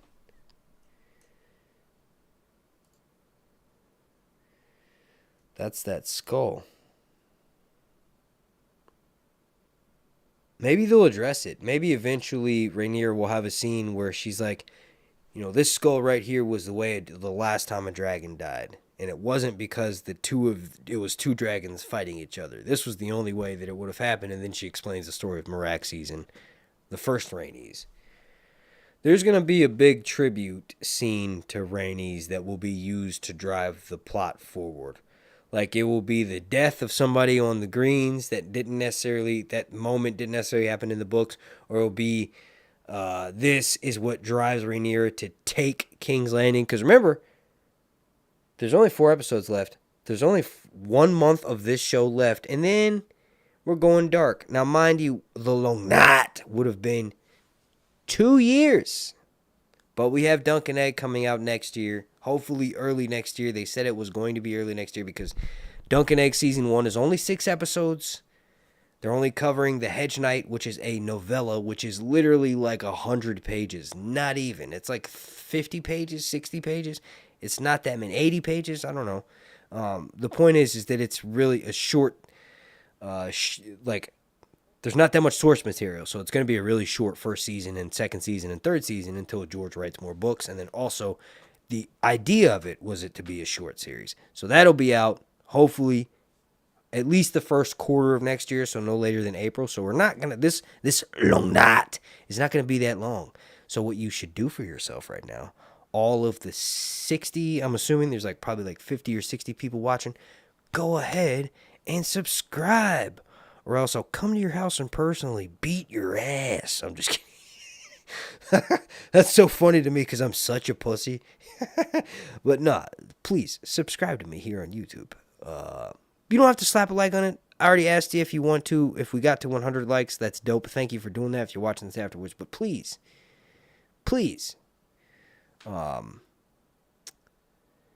subscribe. Is that what I was about to say? I forgot what I was going to ask you guys to do. I'm sorry. Let's see. In those trailers. Look at her. I would say, hey, you sit right there.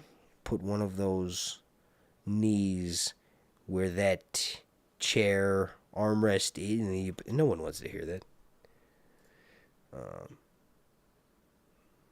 They're so very beautiful. Very nice.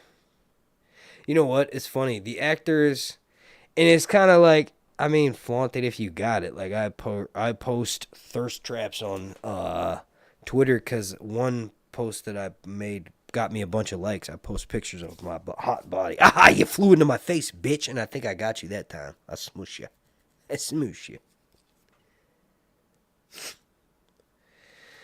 Sir Hunts is so tired, he's happy that a gnat flew in his face because he's tired. But yeah, if you flaunted got it, I was just about to say the actors post a lot of... I just showed you all my analytics for the stream. I was checking to see how many people are watching. 72 is the answer, but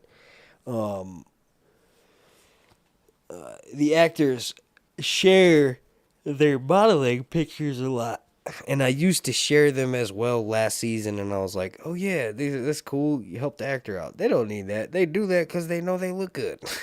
It makes it feel good. It makes them feel good probably when people go, you're so beautiful. But yeah, I admire that. I wish I could do that. I do that on my Twitter. So go follow me on Twitter, _Hunts, if you want to see my body. And that way you can comment on my body. Maybe I'll show you my dick. Maybe I'm going to make an OnlyFans. And maybe that'll how I sustain myself in between seasons of House of the Dragon. Is reading A Song of Ice and Fire with my dick out. Alright. Let's see. Man, I'm so tired, dude. I'm sorry. I don't even know what to break down with this. I can't play it, and I can't play any sound because HBO is going to clock it. That is a brutal image of the dragon's head. Look at the gold cloaks. The gold cloaks still making a strong presence. You got to watch them. They're going to play a major part when Rhaenyra takes King's Landing. They might be the one thing that allows her to take the freaking city. Yo, this gnat is vicious, dude. It's crazy.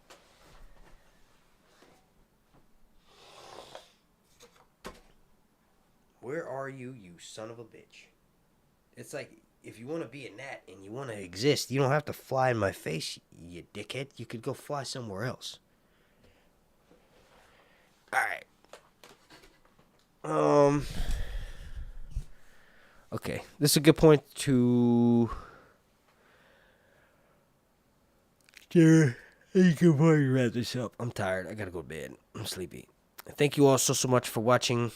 Please slap a like on this video. Please subscribe. Along that,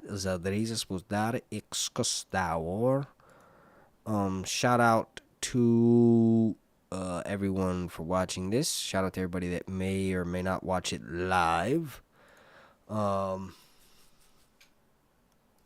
Shout out to George R. Martin and Ryan Condal for making such an amazing show. And along that,